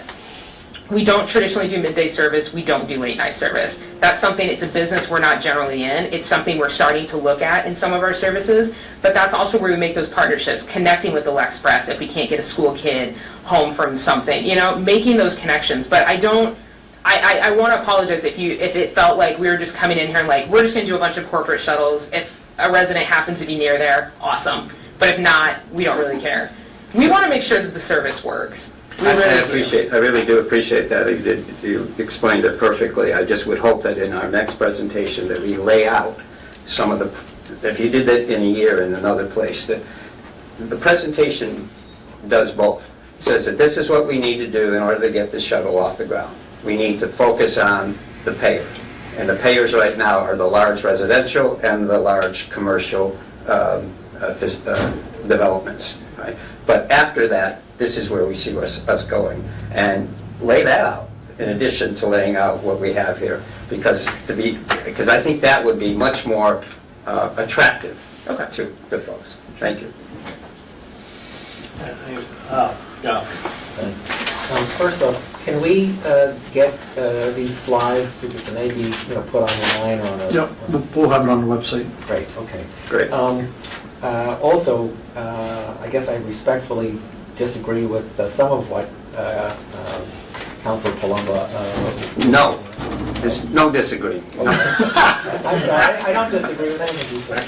Of course, go ahead. No, just that there are lots of services that not everyone benefits from, but in a way we all benefit from, whether it's the senior center or the schools, and hopefully this is something that will grow. And so I'm not sure if that's the disagreement or not. But following up on Mark's question, I'm wondering about incentives to other businesses to join in the TMA in the future. We've got the Arsenal project coming online, which is very near some of these stops, but not any one of these other stops. And then again, to spread the cost around would be, obviously better than I, great to have other businesses involved. So given that you don't want to have a shuttle stop every block, how do you incent other businesses to join in if they don't, have a permit requirement, and they're not going to have a stop right at their door. Well, I think our experience has been that these shuttles tend to sell themselves. As I mentioned, all the business council vehicles have a vinyl wrap on them that advertise the name of the service, where it goes, how to contact us. And nearly a day doesn't go by where we get outreach from somebody that's looking for information about our shuttles because they saw one of our schedules somewhere, saw one of our vehicles on the road. So honestly, once this vehicle is out there on the road in the community, I imagine that's going to spread a significant amount of awareness, and there's going to be more folks that are lining up to play a role in it. Quite honestly, as the TMA itself starts maturing and comes into development, the TMA staff is going to have to spend a lot of time on the ground doing outreach to the businesses in the community, and that would be a significant part of the work plan for the first quarter of the TMA's existence. But then beyond that, we do have members who don't use our shuttles. We have members who are just members, whether it's a business, a community, a developer, and really what we provide there is where the discussion of whether you want a standalone or you want a subsidiary. As a subsidiary of the Business Council, we are transportation planners. We are trained transportation planners. So we help companies with everything from setting up their own private bike shares, dealing with their carpool, van pool subsidies. We do everything from looking at parking, making sure that their wayfinding makes sense, working internally on adjusting schedules, working on helping them market the services that they do have out to other people.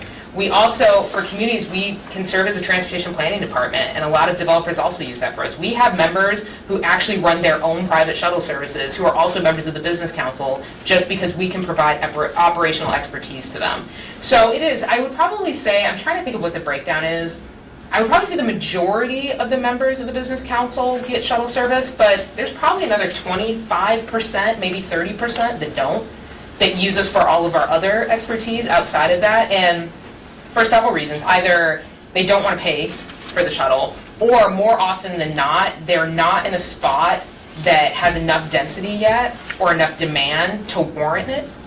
And so a lot of them will eventually, maybe 5 or so years down the road, be like, all right, okay, we've got a couple more people around us, we're more interested, can we maybe do a shuttle route along here? And we're very open to that. But then some of them, quite honestly, are like, we like our private corporate shuttle, but can you continue to help us make our schedules, make our maps? We also do cartography in-house. So there are a lot of other different things that we can provide, and I think that's going to be really key as the TMA starts, because that's how you get that $2,000 per rider down, by having members who are paying in who are not necessarily using the shuttle service. So, could I, Steve, I just want to, guys from Athena Health are sitting here, and they're going to be, traffic is going to be a big issue of discussion as you get your work on your master plan. You're already running your shuttles to Harvard Square, and where else are you running them to? Back Bay and South Boston. So you running there. So we already got one of the largest employers in Watertown running private shuttles. And presumably, I don't know how many employee trips a day.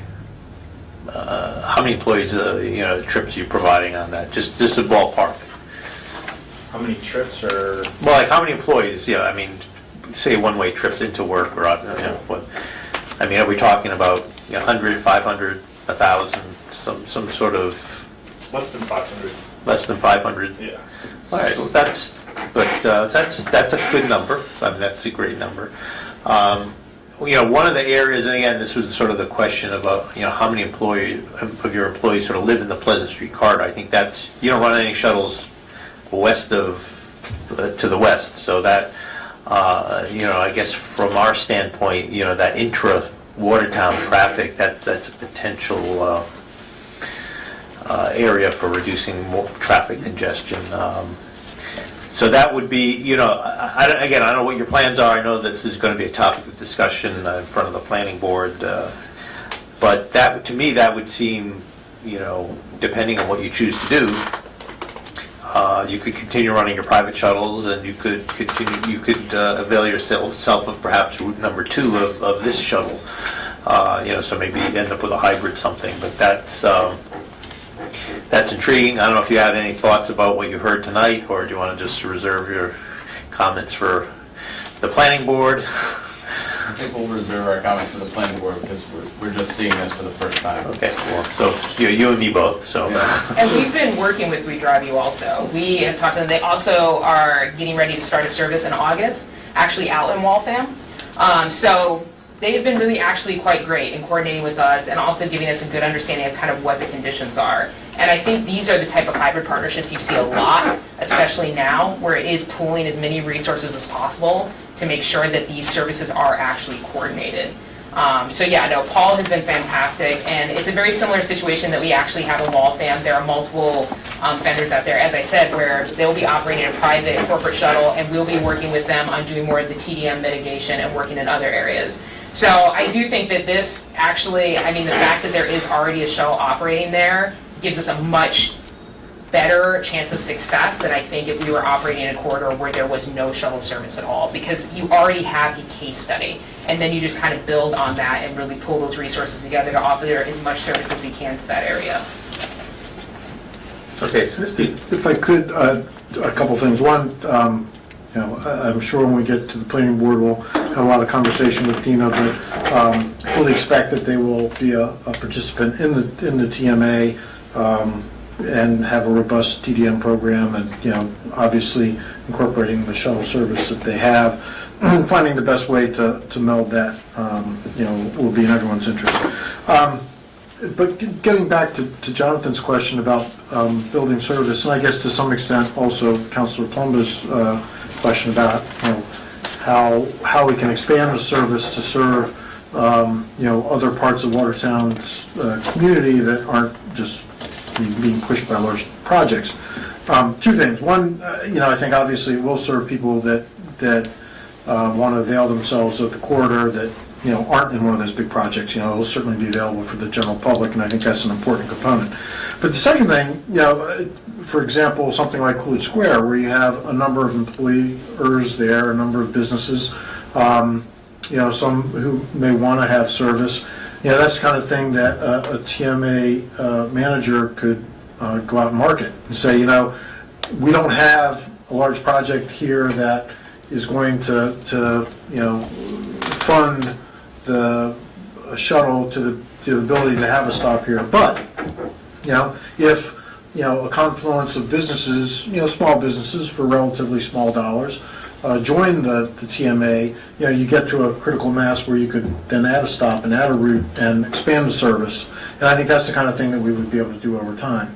The other model being using other resources that we have, like I mentioned with the senior shuttle or something like that, and perhaps doing something that is a lower volume, not necessarily a commute pattern driven route that isn't going to be as full, but provides more service to get people around the community. So those are all things that we would continue to look at as we go. Okay. Any more? Yeah, could you go back to the two options structure, way back to I think this is way in the beginning.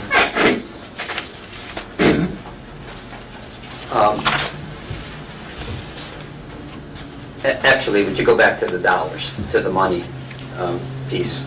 Okay. So we're talking about, that would be 2 shuttles with a TMA. And one of the things that Steve just mentioned, just quickly about expanding and figuring out how to use existing services, that is something that the TMA could offer. Absolutely. That's what or the business council could offer, right? I mean, that's what you're in the business of doing. Okay. Right. Okay. So this is, and I'm I think it's just the slide before that. I just need to see it. It had the breakdown. Okay, there we go. So this is the TMA without the shuttle, right? This is the total cost of the TMA without the shuttle. And how many staff are we talking about on the salary overhead? In this scenario right here, it assumes that it's working with the business council. So there would be one dedicated director of the TMA whose sole position would be focused on Watertown and the Watertown TMA. the director would be able to tap into other members of the business council staff for assistance on projects. For example, if we were going out to a large employer and we were doing a one-day bike tune-up and transit pass distribution day, we could get multiple members of the business council there on site staffing that event, even though there's only the executive director would be the Watertown TMA staff person. So this model, I'm sorry, is the model where we are a subsidiary of Yes. Business Council, and we don't have anything on where we're not, right? We would have to create all this, Steve, am I right? We'd have to create the whole thing? Okay. I just wondered if folks in the audience had any thoughts about the two different models, the subsidiary versus the go-it-alone sort of approach. And just to Tony, you said this is operating in the subsidiary manner. If the go-it-alone, we would anticipate being more costly? Yes, absolutely. Significantly. The only thing that I have to say is one totally obvious, that there's the autonomy and the not in any way having to consider what some other board says or thinks. But I noticed that there's no rent here, and so if we were on our own, presumably, unless there's space in town hall here that I'm not aware of, that's an example of the kind of additional cost that we incur. So did you have some? Because I got questions, so go ahead. Well, just several ideas, we'll just touch on a couple maybe. Hi, I'm Lisa. And so, hearing what everyone said and agreeing with parts of things that everybody said, I totally understand, feasibility with getting it up and running and employers and the costs. I am concerned. I think maybe counselors should think about this as far as the rollout, and we could get advice from you, because there's a lot of anger already in the community about traffic and development and construction, and I'm excited about the growth, but I foresee more gridlock and more traffic.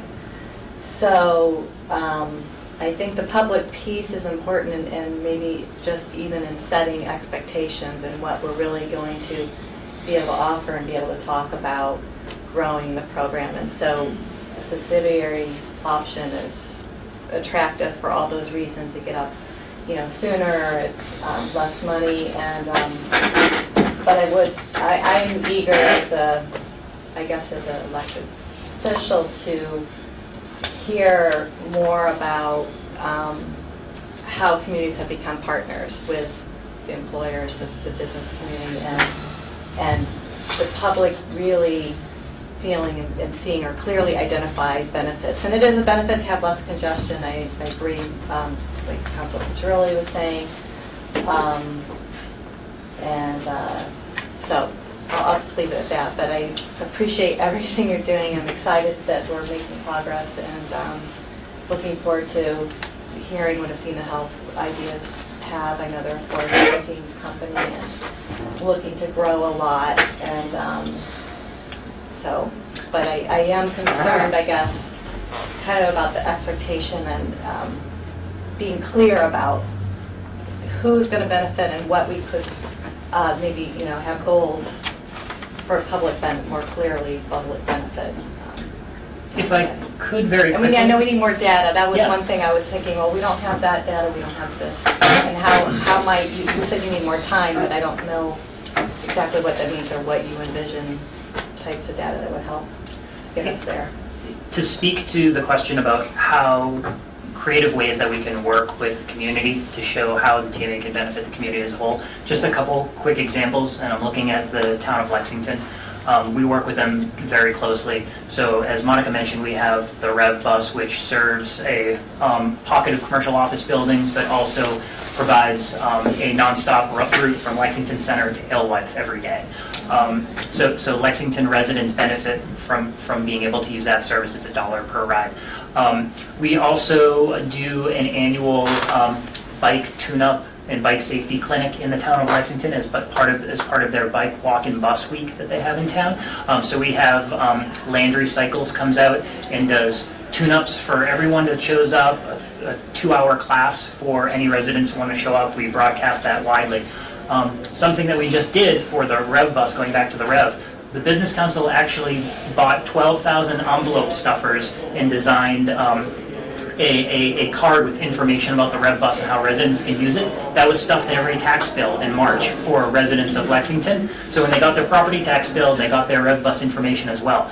We've seen a significant uptick in ridership since we've done that.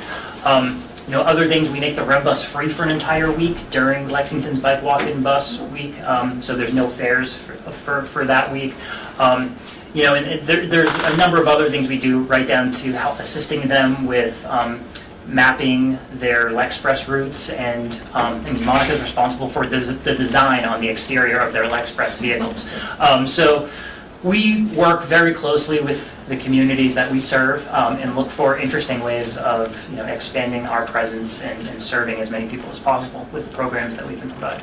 And I think, what you said, it's going to take a while, and I think putting together more of that 1, 2, 3-year plan, and also putting together how we're going to market not only to the companies but also to the residents is going to be really important.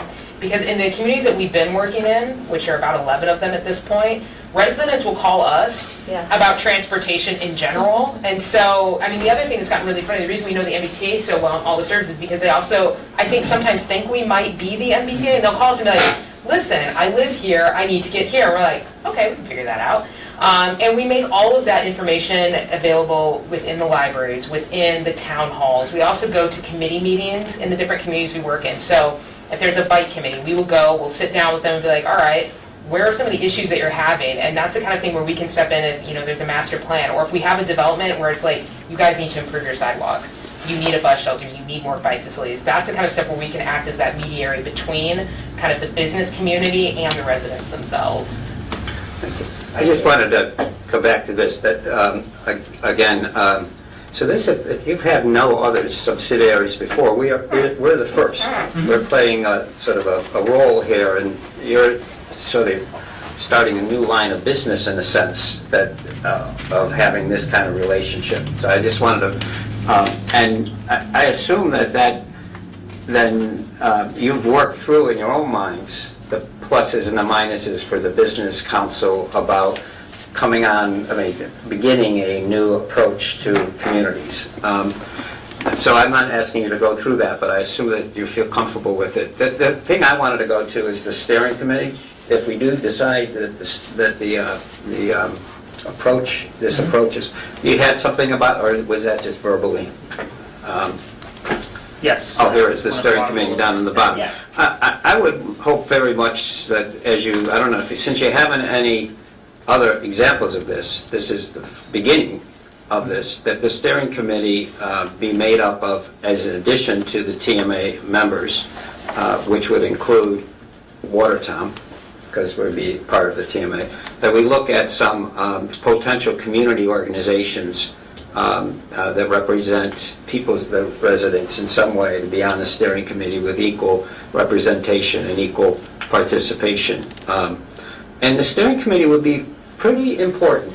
I think it would be pretty central. I recognize that it would speak to the ED, and the ED would present information, but the ED is your employer, not an employee. Wouldn't be our employee, it'd be your employee. So the relationship between the executive director and the steering committee would really need to be worked out fairly carefully. And if at one point the steering committee was in conflict with the executive director on what best to do, that would, I think that's the kind of thing that we need to think through if we try this subsidiary approach with the steering committee. And it's a big step. And the town would then be sitting along the side of businesses and community folks, and it would be representing the whole town as our part. So I just want to say that I understand the value of the subsidiary approach in terms of cost, but I also think that some of the details really would need to be worked out, particularly in terms of representation on the steering committee and its relationship to the executive director, who in a sense is getting their paycheck and speaks to the business council's advisor, the business council staff. And we've thought through this quite thoroughly. We had met with other TMAs who've done something very similar to see what their structure is. We've also looked within our own board to get their feedback before we even decided to go forward with this, and to see, do we think this is beneficial to the business council, and also how is this going to be structured? The steering committee will be guiding the work plan of the TMA. That our full board has no interest in guiding the work plan for the TMA here. And that's really where it came to having an executive director who only serves this area. So it's not that you have a staff member who's going to be pulled away on other projects in our other communities, Right. where that's the only thing that they serve. And they serve the steering committee. The steering committee is who knows what is best for this particular area. And then obviously, the memorandum of understanding and all the logistics of that would be very, very clearly spelled out, very clearly, so you know what your protections are, and also looking at, if there is a conflict, spelling out how that would be mediated, and That's making that wonderful. very That would be clear. all written out. That would be great. Yes. Thank you. So it's getting close to 9 o'clock. I'm just thinking about sort of the next steps with the TMA. I know I'm going back to the schedule, from February. We had anticipated having by June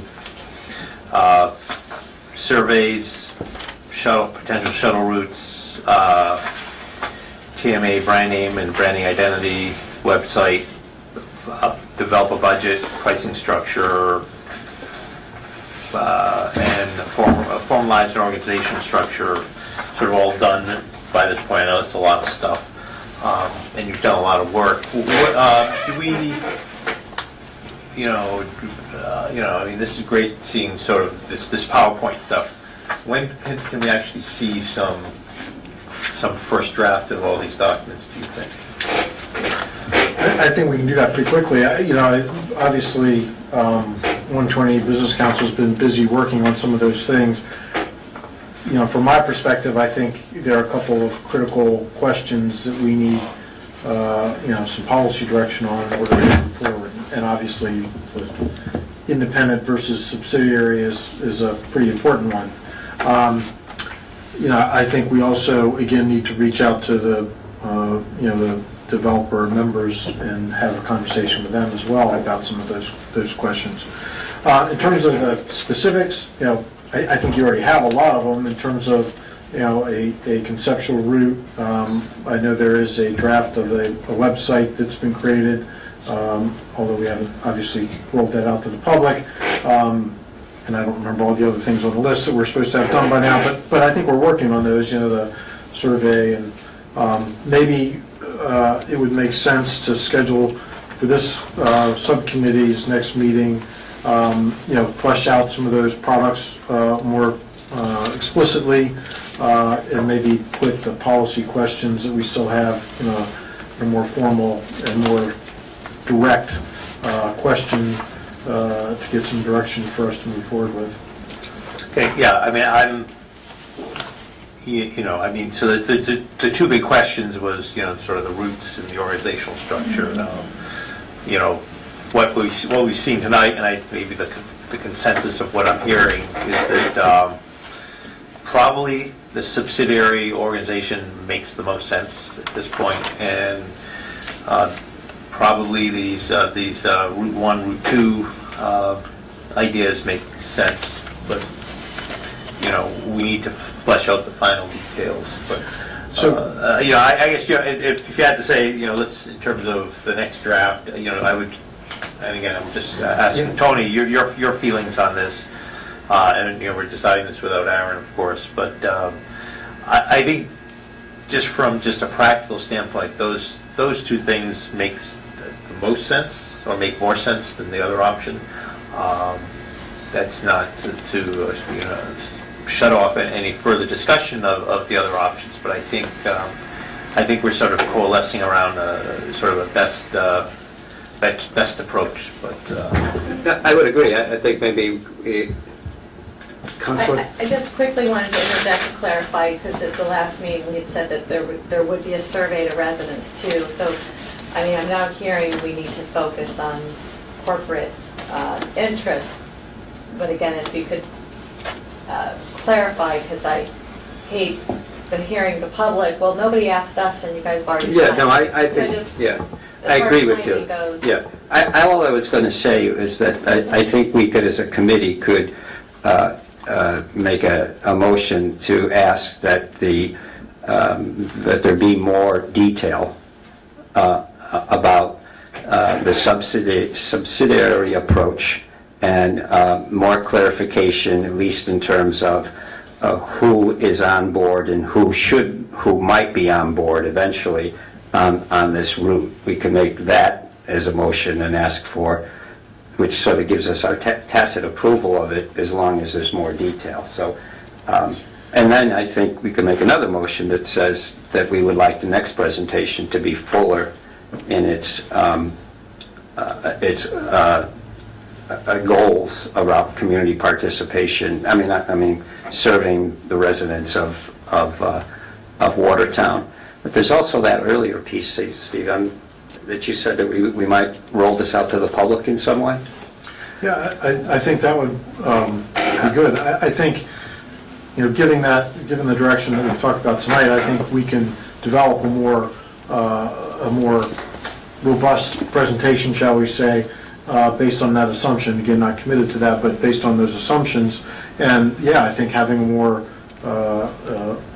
again, for lack of a better term, a more robust presentation to the public would make sense as well. Okay, so yeah, and I just want to point out that, you know, we had planned, or you planned, you know, having, you know, to Lisa's point, having a community meeting, you know, in the first quarter of 2016, which we really haven't done. So that is an important element in terms of getting the public input about moving forward. But I do agree, you know, going to the public with sort of a plan versus sort of an open-ended, what do you want to see? It's much better to say, you know, here's what we're thinking the best way forward is, you know, and then get public input on that and move forward with that. So I would make a motion then that we, based on two basic consensus, the subsidiary approach and the two-route plan. The two-route plan, that we ask, based on those, that we ask for a more robust, detailed presentation and a timeline for rolling that presentation out to the public. Well, we can also put together, I mean, I think, you know, coming in tonight, we wanted to get basically the subsidiary issue kind of dealt with, because that really does have a huge influence on the amount of time we can spend on the community outreach. So if we want to move forward with those assumptions, also in the next presentation, we can put together a community outreach plan and an updated timeline. That will make that a lot easier, because quite honestly, then Pat is tapping into the full business council staff. Because at this point, Pat has been working on this project with assistance in certain areas, but nothing as far as doing full community outreach, et cetera. So I think if we feel good about those assumptions, we can put that together, and an updated timeline as far as how we can start engaging the public on a lot bigger scale than we have. Because right now, it's been very small, just trying to figure out how we wanted to structure this in the first place. Okay. So I will second that motion, and all in favor? Aye. So unanimous vote, which is good. So I think, so now, you know, I'm hearing, you know, we're coalescing around sort of a direction to go. Let's really kind of flesh this out, and we really then need to do this at a full public community meeting so we can get really, so the public can be aware of what we're doing. And I agree wholeheartedly with Lisa. We've been, there's just a perception that with all the new construction, both on Pleasant Street and Arsenal Street, that we need to do something. And I continue to believe in terms of reducing rush hour congestion, this is going to get us the biggest bang for the buck of anything else that we could do. So I'm excited about moving forward. Thank you very much. So thank you so much. Do you want to... If I could maybe suggest a very quick conversation about TDM? Yes, so our second agenda item was to, if time allows, discuss the townwide transportation demand management. So anybody wants to stay for that, to stay? Please stay. There's a few more copies. So Steve, your memo. Yes, and what I'll do very quickly is, so this is a memo following up on last subcommittee's conversation about transportation demand management and some of the programs that we might incorporate into projects to help them reduce SOV, single occupant vehicle trips. And so the council asked us to, or the subcommittee asked us to kind of flesh that out, so what will we propose for Watertown going forward. And I'll cut to a couple of key points. In the threshold for program implementation, we suggested 10 or more units, 100,000 or 10,000 square feet of commercial space. That's that same threshold that we use for community meetings. Thought that was a reasonable place to at least start the conversation for when we would require a TDM program moving forward. Another important aspect is a target goal for the program, and one of the things we will do with those proposals as they come forward is put in a specific goal for individual projects. This memo itself doesn't set a specific numerical goal, but that's something we could certainly discuss as well. Item C talks about some of the particular TDM measures that are, typically considered as projects move forward. This is a full list of things that could be incorporated into a TDM program, and not necessarily something that every project would do all of those, particularly smaller projects. Then item D is some of the post-implementation monitoring. Obviously, it's important that if we're going to set a goal and require a developer to perform, then we want to measure that and make sure that those things do happen. Item E then talks about the consequences for not achieving those program targets. And obviously, the important thing there is that we would want to have some implications to that, both positive and negative, in terms of moving forward to get them to their goal. And then item F has the outline of a sample of basically contents for a TDM program. Obviously, I went through that very quickly. You didn't get it till tonight, so you didn't have a chance to read it. What I would suggest we do moving forward, if it makes sense to the subcommittee, I think one of the questions is, do we want to make this assuming we want to move forward with a TDM requirement, a zoning ordinance amendment or some other ordinance?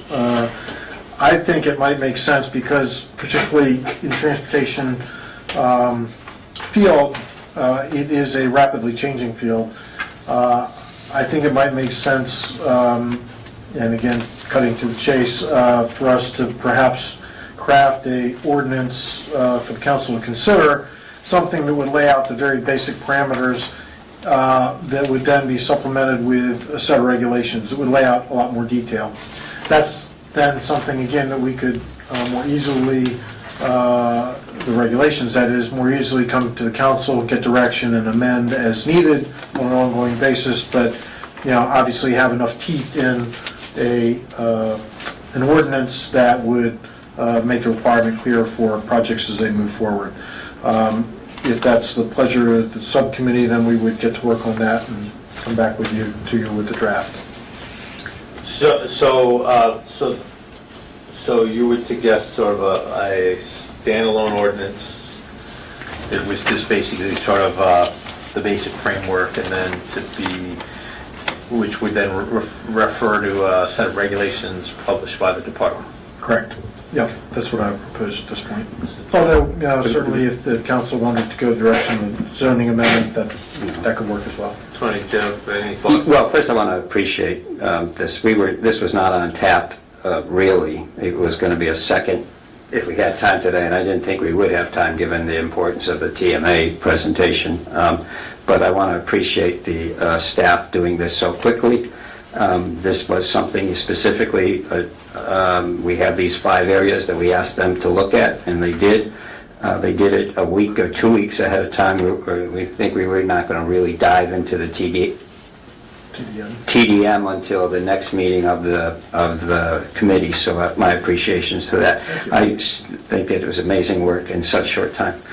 I secondly would support the creation of an ordinance that could be brought to the council at its next meeting, which is next Tuesday, and assigned back to this committee for discussion. But I think an ordinance that gets out there soon, and I like the model that both Councilor Picciarelli had mentioned to me earlier and Steve has presented. That is, this is built a little bit off of, as Councilor Picciarelli mentioned to me, off the stormwater ordinance, providing the outline for the ordinance, but recognizing that some of the details of transportation change a lot, and every time we want to make a change, we don't want to come back to the council.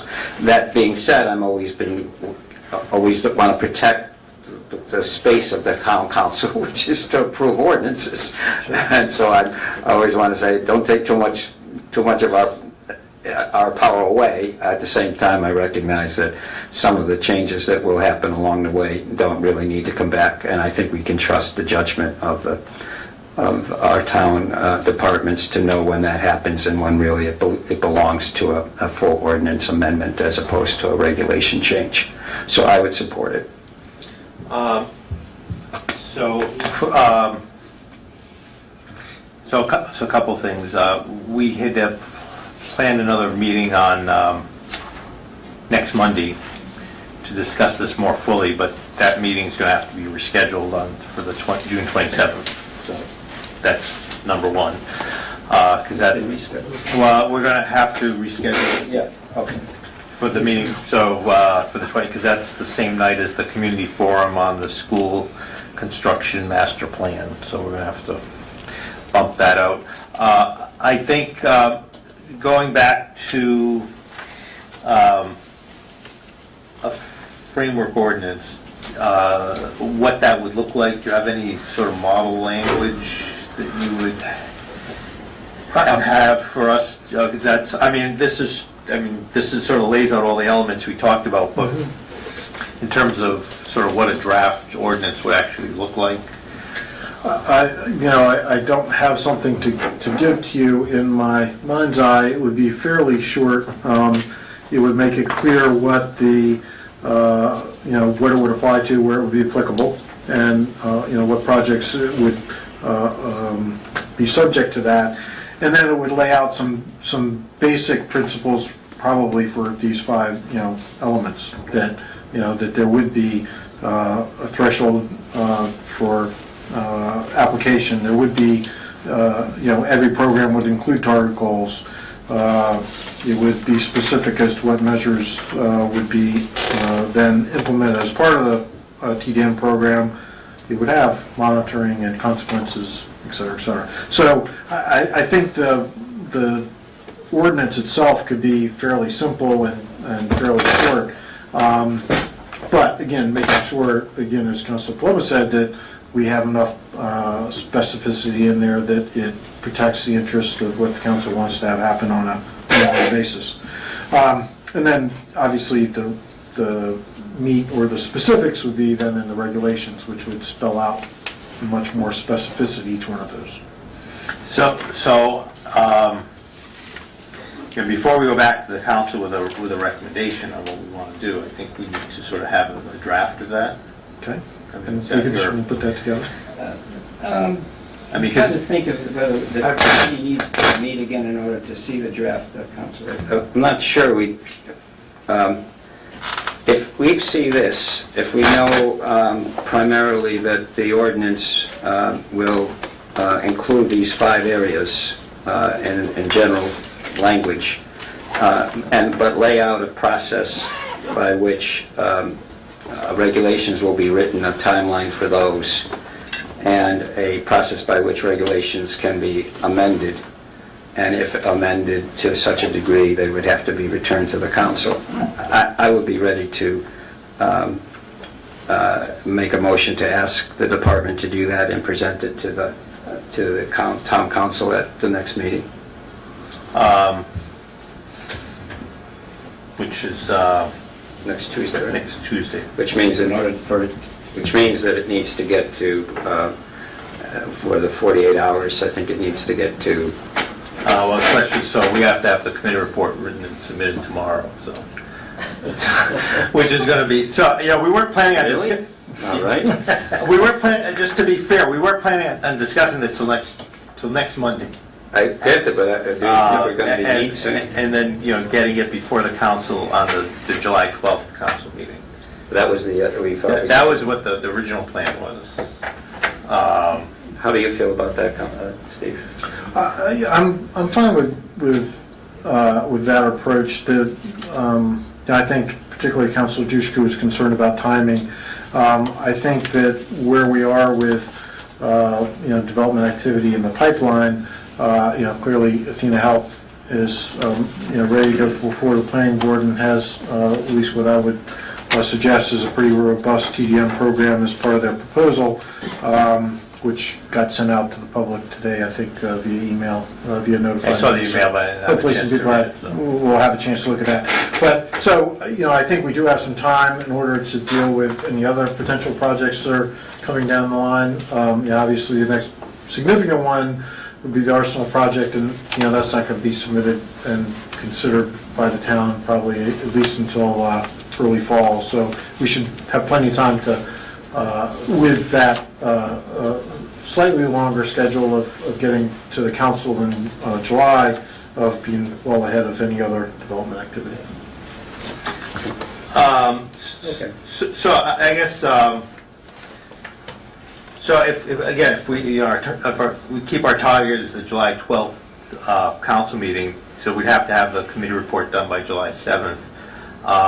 Maybe, I would, I personally would feel more comfortable seeing sort of the committee report having a sort of a draft ordinance in front of it that we would sort of get a chance to see before we send it to the whole council. We could do it that way, and then maybe even if, depending on what Aaron's schedule is, we could, I realized we have the 4th of July week coming up there, but maybe we could do something even towards the end of next week with a short meeting just to review that. Would that be possible, Steve? I will certainly do my best. I think we can put something together. Mm-hmm.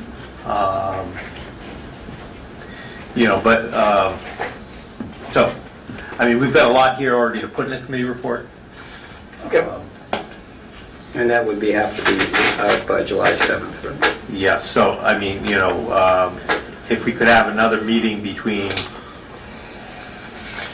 now and, July